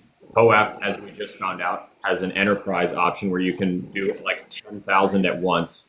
You know, and I forget exactly what they did with American Express, but somehow POAP is already working with like large, you know, Web 2 titans like American Express. So you do, I mean, and all of a sudden then people can participate in a massive 10,000 person strong charity drive, on chain the whole thing, get some tokens in commemoration of it. And that's literally all it has to be. And then whatever is actually valuable will become valuable by itself, not because, you know, the man behind the curtain told you that it was, and then slapped a pyramid scheme in it and called it a day. So I was just looking at the contract, and I think it would be possible here if we said like, you know, if like for every dog logged between start time and end time, we'll donate $1 to the charity, and we can make a smart contract that can actually do that trustlessly. And then you could like post, hey, if you want to, you know, donate to the charity, put it in this smart contract and help contribute to this dollar per dog thing. That could all be done trustlessly, and it's another example of building something on top of an on-chain game. It's already there. You could already leverage that tech, and it would be trustless and transparent. Well, fortunately, I have a dog rescue that we can use as a guinea pig. So what's the worst that could happen? Yeah, and I love to eat hot dogs. Me and Cool Beans will just be stuffing our gullets in the car. Evan, I'm going to need you to eat 12,000 hot dogs. Listen, man, Cool Beans has done 70 in a month. It's the least I could do. It's the least I could do. I shudder to think of what that man's intestines look like. Okay, so we started the show talking about how markets are down, sentiment is a little low, and I'm curious about if Mac and Tori and Mike have any thoughts on that, or since we're nearing the 90-minute mark, we don't have to go right away. It's Panel Tuesday, but if anybody else had topics near and dear to their heart, I'm talking, of course, to you in the audience too. If you have a question, you have a comment. We tend to spend a lot of time unpacking these thoughts. So if you asked a question and we missed it, feel free to post it again. And if your question is too long for TikTok, this is a great opportunity to tap my face, tap Alex's face, or go to the riseupmorningshow.com and jump in the Discord server. It's free to jump in that general chat, ask a question without character limits, post a link you're curious, has anybody seen this project, whatever. It's a good place to get connected. When the show goes offline, we're still there at the riseupmorningshow.com. Go ahead, Mike. It's 9:30 my time. I gotta hop and do my HR gig. But thank you for having me on. Really appreciate it. I'll be continuing to tune in every day, Monday through Thursday. So thank you. We love you, man. We love you, and you're welcome up here anytime. Thank you for everything. Glad we got you up here. Good to see you. All right, later. I can drop down too, but I just want to tell everybody that if you are going to come over to Warpcast, don't do it secretly and try to be like, oh, I'm going to do this on my own, because they're having a real division between like trying to figure out if you're a human or a bot. And if you're just lurking for a while and making like really tiny bot-like replies and stuff, you're going to get put into the bot category, and it'll be harder to get you seen that way. So just like let us know. Come in and like tags one of us that already has an account, and then that way you can start talking to real humans and not get into the bot pool. Yeah, good thing. And Tori, thank you for being the one who really instigated and initiated the development of the Rise Up channel, because that'll be a good landing place for people. And as more people come over, we can make that a even more robust forum of conversation so that you can get connected to people on Farcaster and just, like Tori said, start posting successfully. Yeah. All right, cool. Thank you so much, Tori. I got to drop. Can you move me? I don't know how to do it. I can move you. What'd you say, Mac? I got you, Tori. You rock, Tori. Good seeing you. You too. Bye for now, friend. End now. That's the option it gives me when you boot someone from your live. It says end now. I wish it said end them now. Oh, I thought you were saying and now, like and now. And now. No. Back to 3 hetero whites. Yeah, I know, right? Oh my gosh. I asked my sister yesterday, because Alex and I always get comments. You guys brothers? You guys twins? Not all white guys look alike. And I confirmed with my sister. I said, what do you think? Do me and Alex look like brothers? And she said, I mean, you got the same glasses, and you no. So, on the subject of race, I had a. Wait, end him. Yeah, end now. So, I dated an Indian girl for a while, and it was just like hilarious running joke that anytime we'd see other Indians, I'd be like, "Are those your cousins?" And like I said it in a slightly racist way, but one of them was actually her cousin, and I was like, "Oh my god, like this is actually happening," you know. So, yeah, I do the same thing. Do the same thing with Christina in the UP, not because of a race thing, but just because everyone in the UP is related. And I have a pretty good chance of landing on a second, third, or fourth cousin up there. Yeah, and for anybody who doesn't know, the UP is Michigan's Upper Peninsula, and Alex is right. It is, you know, if you go up there and meet a family member, chances are that family member could also be related to old-time hockey and Christina. You know. Oh yeah, they're probably cousins. Sounds like there's a good bit of crossover between the Upper Peninsula. By the way, UP is also an area in India too, ironically enough. Is it really? Pradesh. But yeah, it sounds like there's a lot of crossover between that and my old stomping grounds in Kentucky, where they've got like notoriously inbred multi-generational households and stuff like that, Family Feud type stuff. Mountain people. Dude, it's a weird little place. It's a weird little place. I always make fun. One of Christina's friends, he was born in a city called Rock, and it's my favorite city in America because you can see the "Thank you for visiting Rock" sign from the "Welcome to Rock" sign. They're a couple hundred yards apart. Yeah. And when you drive through it, it's one of those like literally like don't blink. Like if you look at your phone to check a text, you're gonna miss the whole city. Wow. And there's a church, a bar, and 2 liquor stores, and then some houses. Hell yeah, brother. So it's pretty much just Jesus and alcohol, and that's all of Rock. Please tell me that the church is called Church of Rock. I hope so. I think it's just, I forget what denomination it is, but it's probably just a little Catholic church. Hey, Mac, at the start of the stream, people were, a lot of folks are really feeling down right now because their portfolios are down. Yeah. And we have people at all stages of their journey, but it sounds like a lot of folks are maybe experiencing this for the first time. And Alex and I gave some gut check advice, some thoughts on, you know, how to manage your FOMO, your portfolio, your all of it.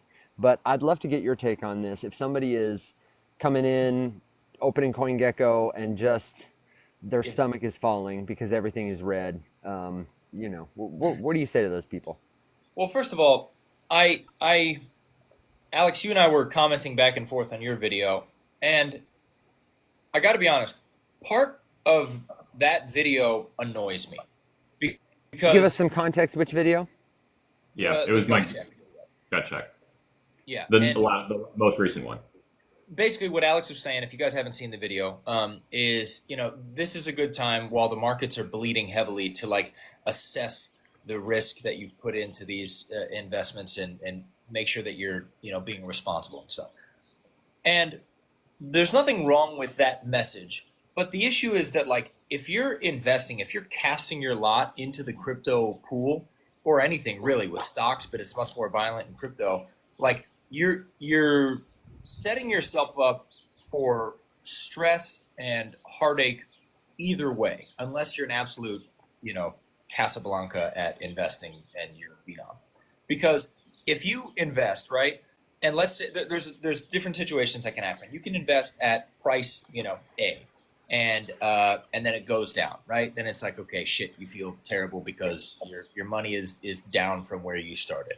That's one situation. The other situation is you invest and it goes up, and then the markets crash and you see all of your profits bleeding away. And that is a painful situation as well. And then the third situation is you invest, the price goes up, you take profits and you sell, and then the price goes down and you're like, okay, great. But oftentimes, especially in this market, as you invest, the price goes up. If you sell, it often goes even higher. And that, to me, is one of the worst feelings, because I think, and everyone's different, but I think that the FOMO is worse than I shouldn't say the FOMO, the regret is worse than the just getting hammered, you know, below your entry. So like I would fear having an opportunity to buy in on a project and selling too early and then it go to the moon more than buy something and then it goes down and doesn't perform as well. Because you always hear about these people who, like the Bitcoin pizza guy, you know, or these people in memes who like this Billy is the recent meme that went off, and the developer sold all of his tokens when it was at like 170K market cap, and now it's at a $25 million market cap. So he could have made hundreds of thousands of dollars. I don't disagree with that, and I also like personally can relate to and hate that feeling. Yeah. And I think that my impetus for constantly ragging on this, you know, like the theme that I take in those gut checks is that's like a nuanced take that you have acquired through experience and battle hardened, you know, just time in the market. Because like I definitely screwed that up. Like my first time I ETH Classic, I didn't lose any money on it. I made decent money on it, but I sold it like a week before it went up 900%. Yeah. And I did that because I've told that whole story many times. Anyway, that I think about that all the time, and I just took a different lesson from it, I guess, that like, not that I would never be willing to take something off the table to protect my downside a little bit in the event that we see a crash like this, but just that don't ever sell the whole position one way or the other. You know, if you want to buy a dip, don't ever spend your entire amount of free capital that you have to invest on that one thing, right? Like that would be silly. But also then if something goes up, you know, don't sell 100% of it, but maybe just protect yourself a little bit. And maybe you have a portfolio wherein you can look at it and you can say like, yeah, if it crashes 50%, it'll be fine. I don't care. I'm not planning on taking any of this out of anything. Lucy's upset She about had something to say. Sorry. She's diamond handing this thing, okay? Yeah, no, I hear what you're saying, and I get that it's more for a greener audience. I guess I guess the thing I would say, though, to answer your question initially, Evan, is that, like, take solace in knowing that everyone is hurting right now. No one expected this.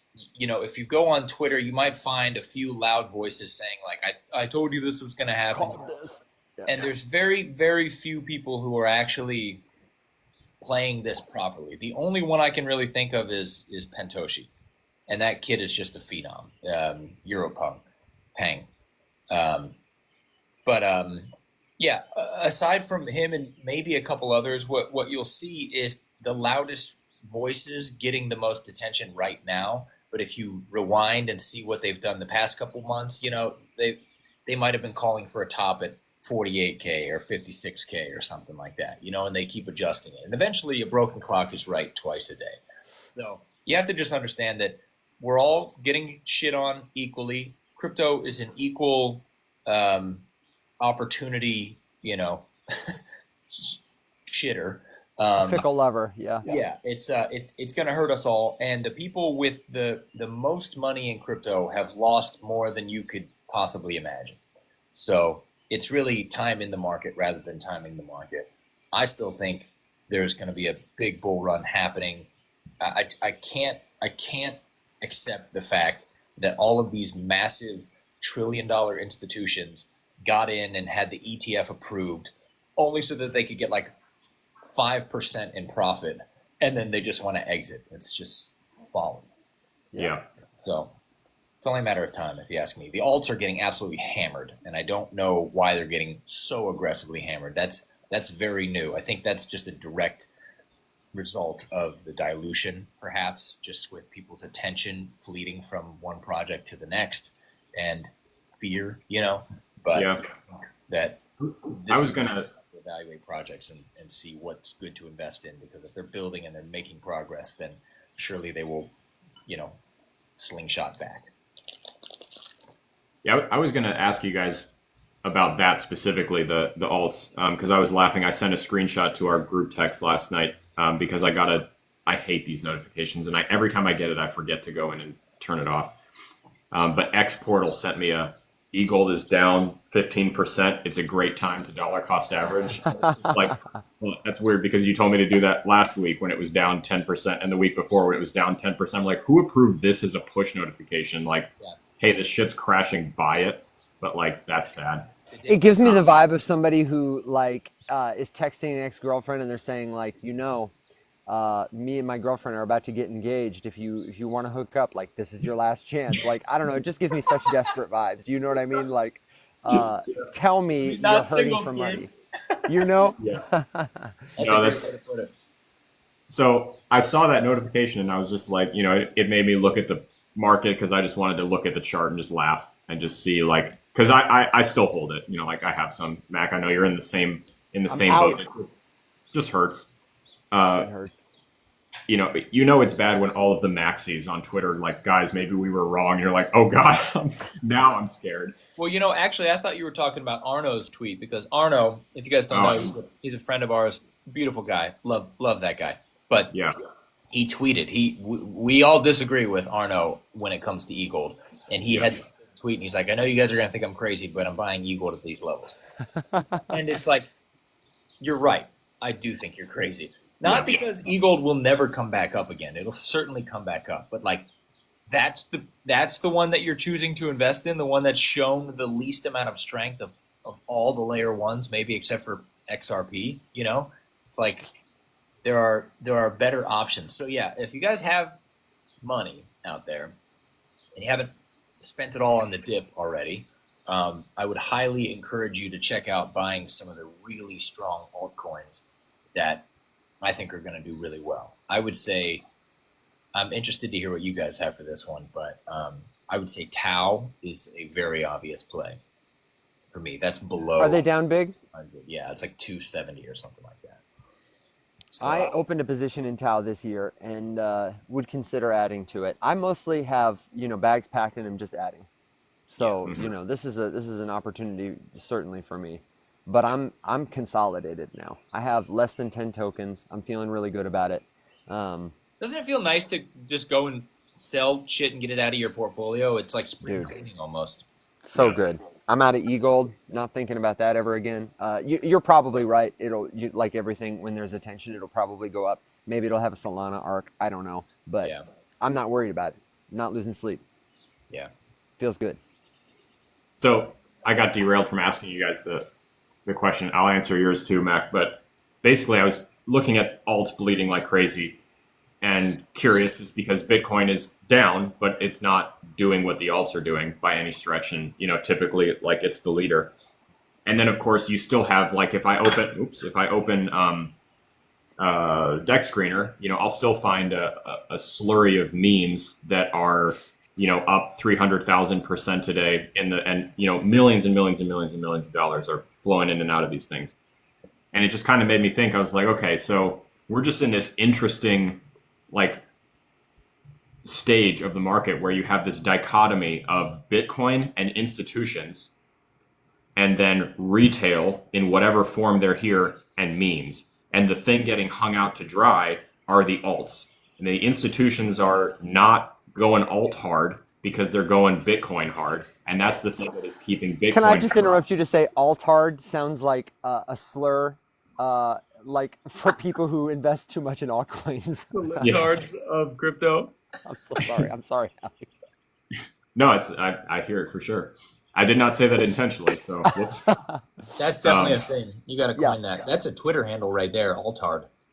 Absolutely, it is. Absolutely, it is. Okay, but money's flowing in the wrong direction. But no, just like very specifically, right? Like you've got shit. You've got institutions doing Bitcoin stuff with their friends, and then you've got retail just looking for meme stuff with their friends, and then the altards are just out, getting hosed in the middle.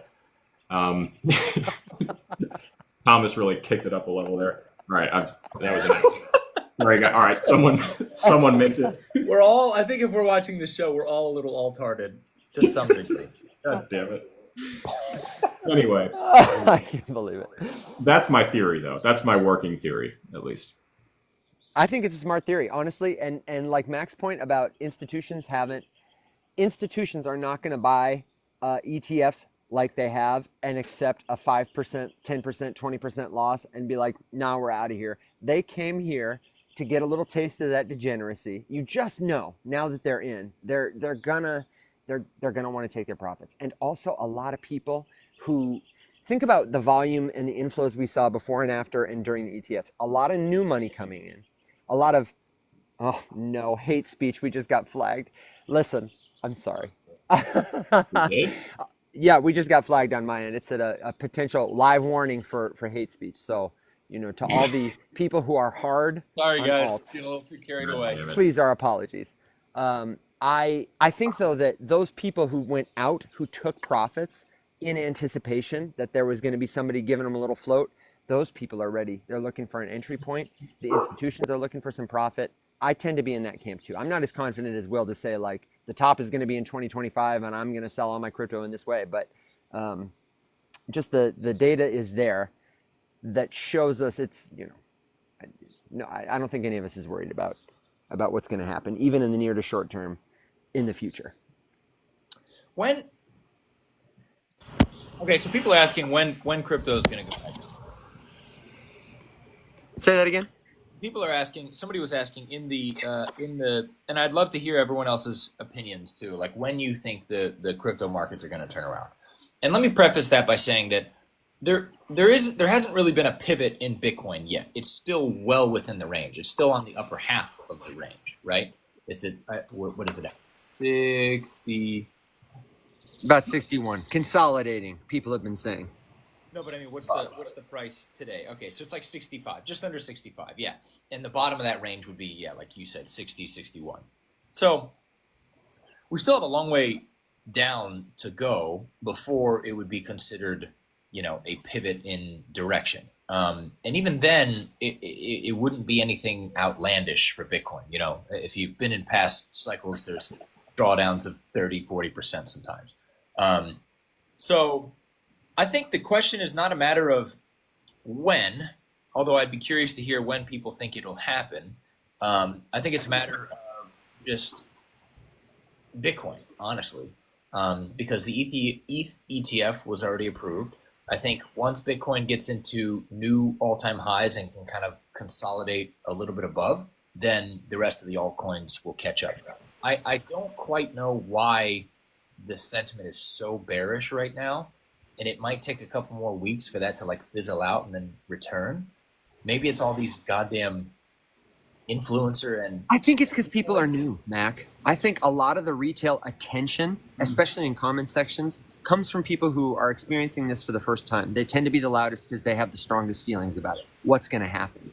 And I think that prompts influencers to talk about it. And I honestly think a lot of the influencers, aside from the Ansems and the, Pentoshis or whoever, I think a lot of them are new too. Do you get that impression? I feel like Twitter especially has elevated a lot of people who got in 20, recently. You might not be wrong.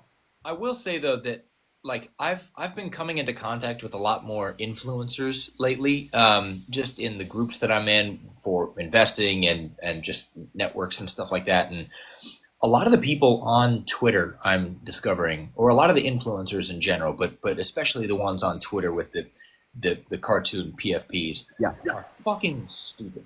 Yeah. They're just, like unable to handle like a very simple concept. And so I worry that the ones who've grinded their way to large followings are actually quite stupid. And it's kind of like an idiocracy scene playing out before you. Like before it used to be, okay, you invest in projects that have strong prospects, right? And what are those prospects? Well, they've got a strong team. They've been building in stealth mode. The products that they've released are compelling and they're separate from their competitors. And you can see that in the listed here. That is not the meta right now. What the meta is being super early in DGen chat rooms and following whale wallets who have successfully created other meme coins that were completely valueless in terms of like, future prospects. So if that's the meta, and then we have all of these influencers trying to become boxers, then it's devolved into this land of confusion where no one actually knows which way is up. So I don't know if we're ever going to return to that, and like all these meme coins and influencer coins are going to be flushed out and will return to the fundamentals, or if that's just the way it is from now on, and only the really strong, the Binances of the world are going to make it. That's what I want. Because like one of my favorite projects, the one that had done so well, and now has basically round tripped to the point where I told people to get in, was AIT. So AIT protocol, they have a subnet on Tau BitTensor, and when they launched at like a penny or so, and then it had a big up, and then it dipped, and it was kind of supported at like 13-14 cents. So I made a video, and then it went up to a run to like $1.25. So people were really happy. And since then, it's just gone terrible. But they've burned like 70% of their tokens, and they've been only building that entire time. Yeah. So there's wrong. The sentiment isn't even bad with AIT. It's just the price is down hard. So it's like I would hope that continues and goes back up because it has so much less supply, and they've done so well in the meantime. But you also have to consider like, who are they competing against? Billy and like Michi and you, and it makes me a little bit bearish on my life. Evan, can you put your headphone back in, because the background noise from you was stepping on Mac pretty hard. Thank you so much for telling me. Yes, I had to charge my phone for a second. Should be good. Sorry, Mac. I caught everything you said, Mac, but if people didn't, feel free to iterate. Let us know if you didn't hear it, but And It somebody, came through. go ahead. I was just going to say, Angel Fish is talking about pump.fun, and that is a big part of it too. Yeah, Yeah, because the retail numbers are so small. When they move, Yeah. No, I've been staking AIT this whole time. Go ahead, Alex. nice. there was a couple comments I wanted to just present some data to cover really quick. Please. Someone asked about, the first question, is the ETH ETF a buy the rumor, sell the news event? And I asked, was Bitcoin? And they said Bitcoin was. And I just wanted to cover that because it absolutely was not, just to be abundantly clear. So Bitcoin spot ETFs, right? They got approved January, beginning of January this year. January 10th, 2024 was the first 11 spot ETF approvals in the United States. Bitcoin's price on January 10th this year was $46,000. Over the next 1 month, it went to 54. Over the next 1 month, it went to 70. It was absolutely, unequivocally, by no account, a sell the news event. It went up by almost 100% in 3 months from that moment. So I have no idea, and I don't say this to pick on anyone, I have no clue where that came from, because that took me 13 seconds to Google. Hold on. What are you saying? What was said that you're refuting?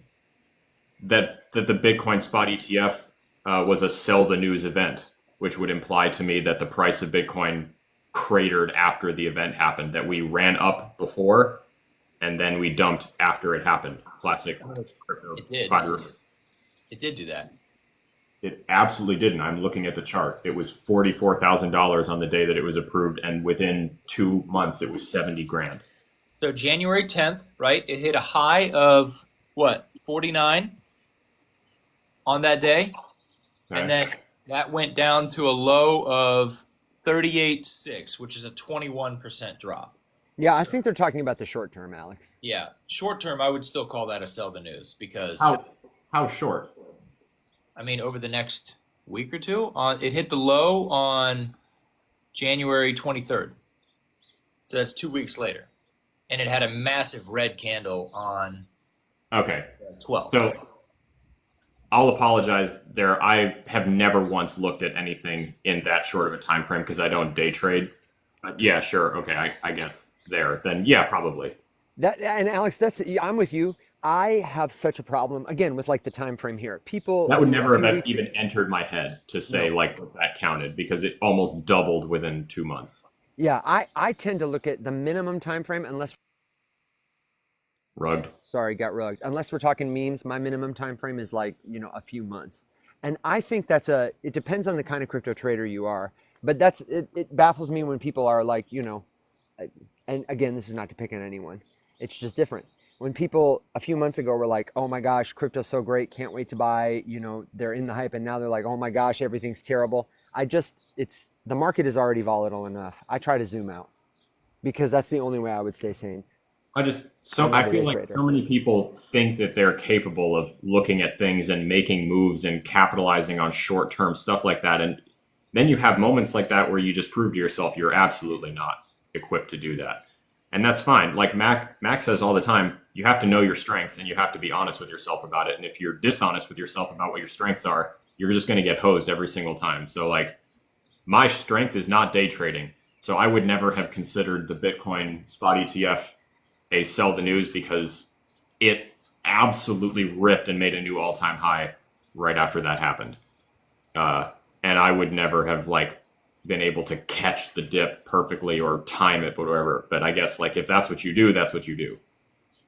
So yeah, I would never even considered it to be in that short of a time frame. I didn't realize that it was that on the day it was approved, it was at 40, 45 to 49, whatever, and then it went up to 73. I was thinking that their gains were less than that. So, but again, they were buying that whole time, so they weren't getting all those returns right away. They weren't getting any returns actually. They went negative for what? 30 days actually. And then they started getting in the green.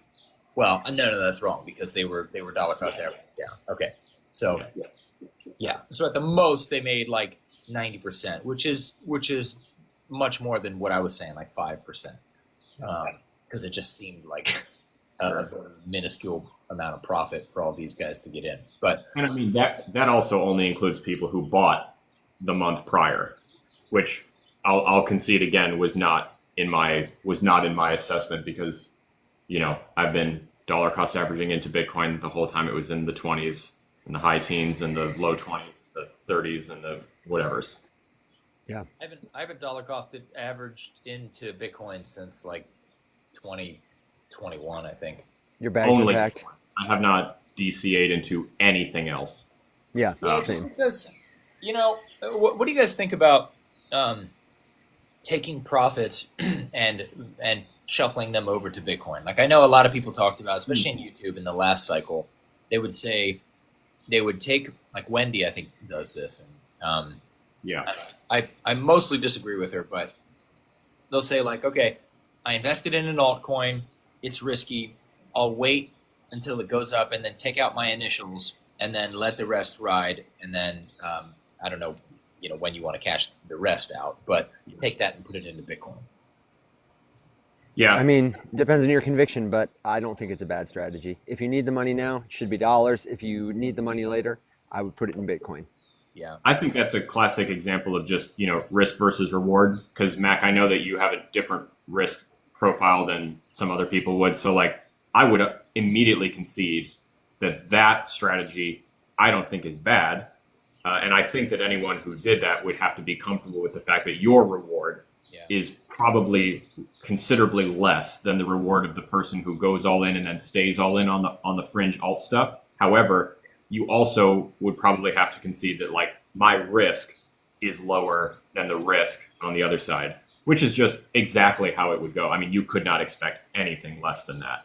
Yeah, it really depends on, yeah, that's a good point. I think it really just comes down to like how anxious or stressful or worried of a person are you? Like before crypto even started, I was on a commission only job. So if I didn't sell any pianos, I didn't make any money that month. So, and that was 3 years ago. So for basically 7 years, because the last 3 years have been crypto dependent, and 3.5 before that, I've just been flying by the seat of my pants. And I have a wife and a newborn baby, if you can hear it in the background. So like when my baby was born, she was in the NICU for 27 days. I didn't have any income the entire goddamn year. You know, I had income in January, which was a little bit.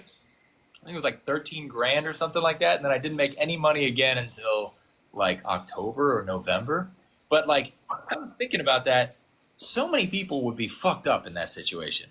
But me, I was like, nah, we'll figure it out. You know, I mean, I still had some crypto that I could sell if I needed to. But the point is that like my whole strategy with crypto investing is I basically 10x'd my wealth in the last bull run, and it allowed me to change my life. You know, I went from living in a 550 square foot studio apartment. We didn't even have a door in the place to, you know, now I have a house, and that only happened through crypto.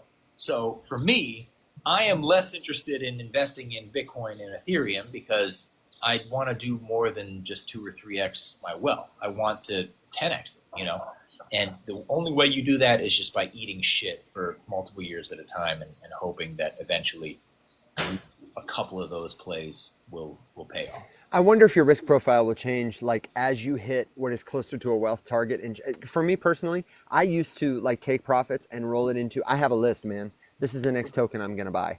And I try to keep my portfolio small now, but that used to be a big part of my strategy was like when I took a moon bag, I would open a new position on something else I had conviction in that was riskier and higher growth potential than Bitcoin. But now I find myself doing much more like my meme coin profits go into Solana. And if I take profits on pretty much anything else, it's Bitcoin. Or maybe ETH because I want to do something on the, you know, one of the L2s or whatever. But for me, it's like, I don't know, it's shifted over time. I have the most conviction in Bitcoin, more than USDC. And if I was going to keep it in USDC, USDT, or just, you know, dollars in the bank, I would be, I don't know, I'd be staking it. By the way, aside, somebody had a question about that. Crypto Millionaire asked, they want to do more staking, but they don't know which platforms or positions are best to stake in. And I wonder if you guys could touch on that quickly, because I think there's a distinction between like, this is generally a platform where you can go and stake stuff, whatever you're staking. And then there's like, I have this specific altcoin that I want to stake, and maybe there's a lockup. Can you guys talk about that for a minute? Don't let me take you off this topic, but I feel like it's adjacent since we're talking about where to put your money when in the meantime. You know, what do you think? I have Before the staking part stuff, I would just say I'm thinking a lot about what I would do with my profits this time around, Yeah. and it would certainly be a lot different than the way I behaved last one. Last bull market, I got caught up in investing in projects at the tail end of the bull market, and that was foolish. So I made a video recently where it's like I'm basically done. Like you said, bags are packed. I'm if there's a new one here and there, then I'll be like, yeah, okay, this looks sweet, but it's gonna have to be like my threshold for investing in something now is like you've got to be an absolute all-star, 90 percentile or above. So then the question is, what do we do after I sell? And that's a scary thought because I feel like there's a recession looking down the barrel at us. And if you put it in, I don't feel like stables are safe because we've seen both Tether and USDC have scary moments in the past year or two, right? Not like a UST, Terra Luna kind of thing. But, real estate is at all-time highs, so I don't think that's really safe. I'm not going to do anything like gold or silver, I don't think. But then even if I put it in a bank, banks can just take your money whenever they want, which is horrifying. And not to say that I'm delinquent on taxes or anything like that, but that is a scary thing. And then there's also bank runs too. So I guess my only option would be to just withdraw it to cash, but I don't love it because then I was literally thinking about this last night. Do you withdraw it to cash and just put it on your mattress? I don't know. That's why I like Bitcoin, because versus cash, I just don't see an asset that is more well programmed or positioned to appreciate in value over time. It's fair, but if you do that, you're not going to have access to any, you're going to have access to anywhere from like 30 to 80% less of your capital if you store it in Bitcoin. And you have to wait years until that recovers. Yeah, it's not as liquid. Right. Yeah, I mean, that's the question, right? Like, okay, so the core of that wondering is what's the most accessible, lowest risk thing that I can use to store wealth in. And yeah, to Michelle's point, historically gold and silver maybe not terrible, although I think I was looking at it was the chart of Bitcoin versus gold, and if you bought $1 of Bitcoin versus $1 of gold, 20 or however many years ago exactly Bitcoin was created, you would have $2 worth of gold, and you would have you would be a millionaire. Yeah. In Bitcoin, so it's accurate. Gold is up 100% in 20 years or whatever it is. So, I mean, yeah, it's a stable coin essentially, but like Max said, it's so not portable at all. I mean, what happens if you need to move?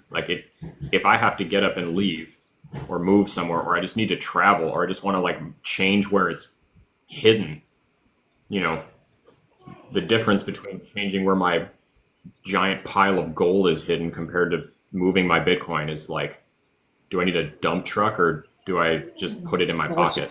What's your plan then? Are you gonna put it in Bitcoin for the long winter, or are you gonna just go cash? Or real estate? Not real estate, just because I'm not playing with that kind of scratch. But probably a healthy mix of both. I will not exit the Bitcoin. So it's there. However much ends up goes in there. I'll probably put a little bit more in there long term than I did last time, just because I felt like I didn't have enough. And I remember thinking to myself, I really just want a whole one. And then I was looking at having, I was looking at a whole one, and now I no longer have a whole one. So that kind of bothers me. But no, cash and Bitcoin, I'm sure, just because I need something immediately accessible to actually pay for expenses that have to get paid. Nothing to do about that. Would prefer a stable coin.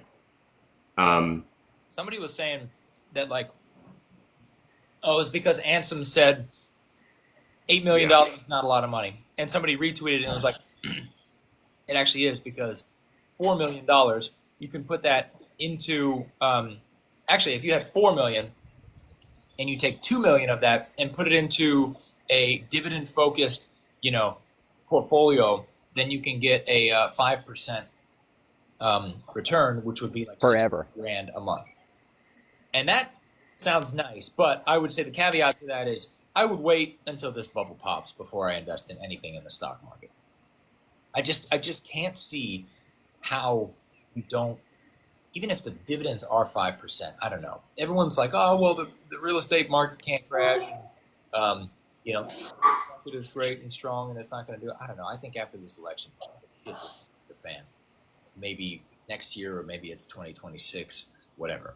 That's why I don't really care who gets elected, because someone's going to get absolutely hammered when that happens, even if it's Trump. Like I was going to tweet this, and people are tweeting about like they're so excited and they want Trump to win, especially in crypto. You guys see it on Twitter a lot.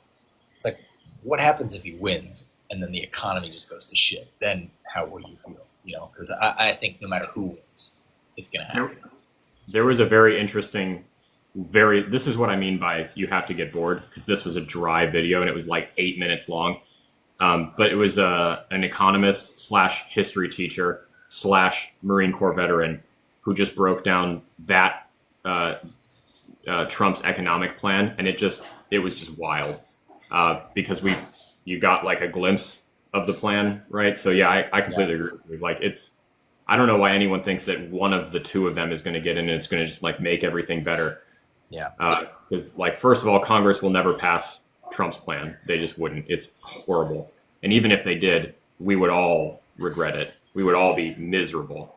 And then obviously things are the way that they are now. So like, that's not necessarily killing it for anyone, except, maybe some very specific people. But it was just like, scrap all income tax and replace it with a tariff. And it was like, do you know what the percentage the tariff would have to be to cover the gap left by the income tax void? Because it's like 95% to cover. Like, income taxes are 2.3 trillion and tariffs are currently 80 billion. So how do you propose covering a $1.7 trillion gap? It was just wild to hear, like, these are the people who are like planning the future of our economy right now. Yeah, and then what was that video that was going around with Biden's guy, the head of financial policy or something like that, where he didn't even know how the Treasury worked or something like that? Did you see that clip? What? I didn't see that one. Yes, I did. Yes. It was very Yes. well shared. Yeah, it was. I don't remember exactly what he was saying, but he was just like,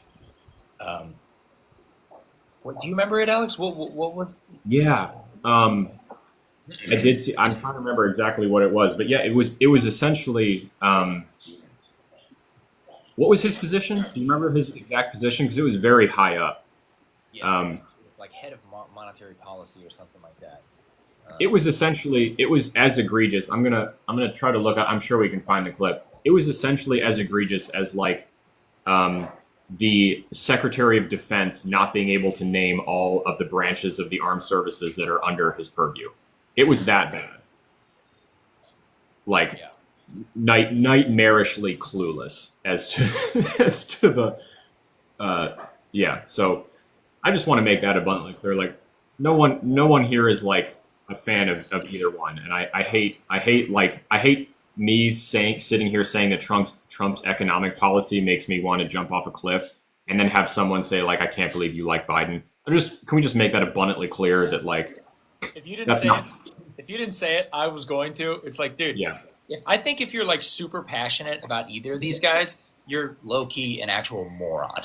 Like, if you can't recognize the abundance of faults with both of these guys, then you need to like put down the hopium bong and just relax a little bit, because one of them's got dementia and the other one's a criminal, and there's just a lot of stuff. And that's not to say that they're all bad either. They're like, Trump, I would say, is responsible for bringing crypto to the limelight this cycle. Biden wasn't going to do that, So you have to give credit where it's due. I couldn't like Trump any less as a person, but he is helping advance the crypto narrative, which I appreciate and respect, since that's what I work in. So, but yeah, Alex is right. These guys are both absolute lards. Yeah, we are well-rounded individuals. We are perfectly capable of strongly disliking all of them.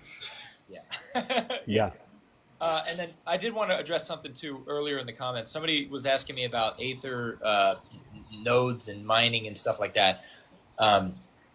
There are ways to make money in the bear market, and I think that one of the good ways, or one of the possible options, is through node owning and mining, if you can do it profitably. So mining typically refers to things like proof of work mining, which is like Bitcoin. It used to be Ethereum, Casper, those kind of things, but often they're pretty cost prohibitive. You have to spend several $1,000s just to buy the machines because they're supercomputers built to help, solve the algorithms and add blocks to Bitcoin's blockchain. But then also the electricity required is crazy. But now that we live in a decentralized, deep-in, cloud-based world, you can mine things, quote unquote, by basically sharing your unused internet power or your unused compute or your unused storage. So there's a lot of options for that. And nodes are kind of the way that you do that via software, and miners are the way that you do that via hardware. So I have both for Aether. I have nodes for Carve, which is a privacy and like identity-focused blockchain that's partnered with Aether. And then I don't know if I have any other nodes, but basically they're just a way for you guys to kind of get slow drips of the coin for helping to keep their network up and decentralized and stuff like that. So if you're looking for more info on that, try and find decentralized coins that have these types of offerings. My initial foray into it was the helium miners. Did you guys ever get one of those, by the way? No, I was late to it. It wasn't profitable. Okay. I got in at like halftime, so it was pretty cool.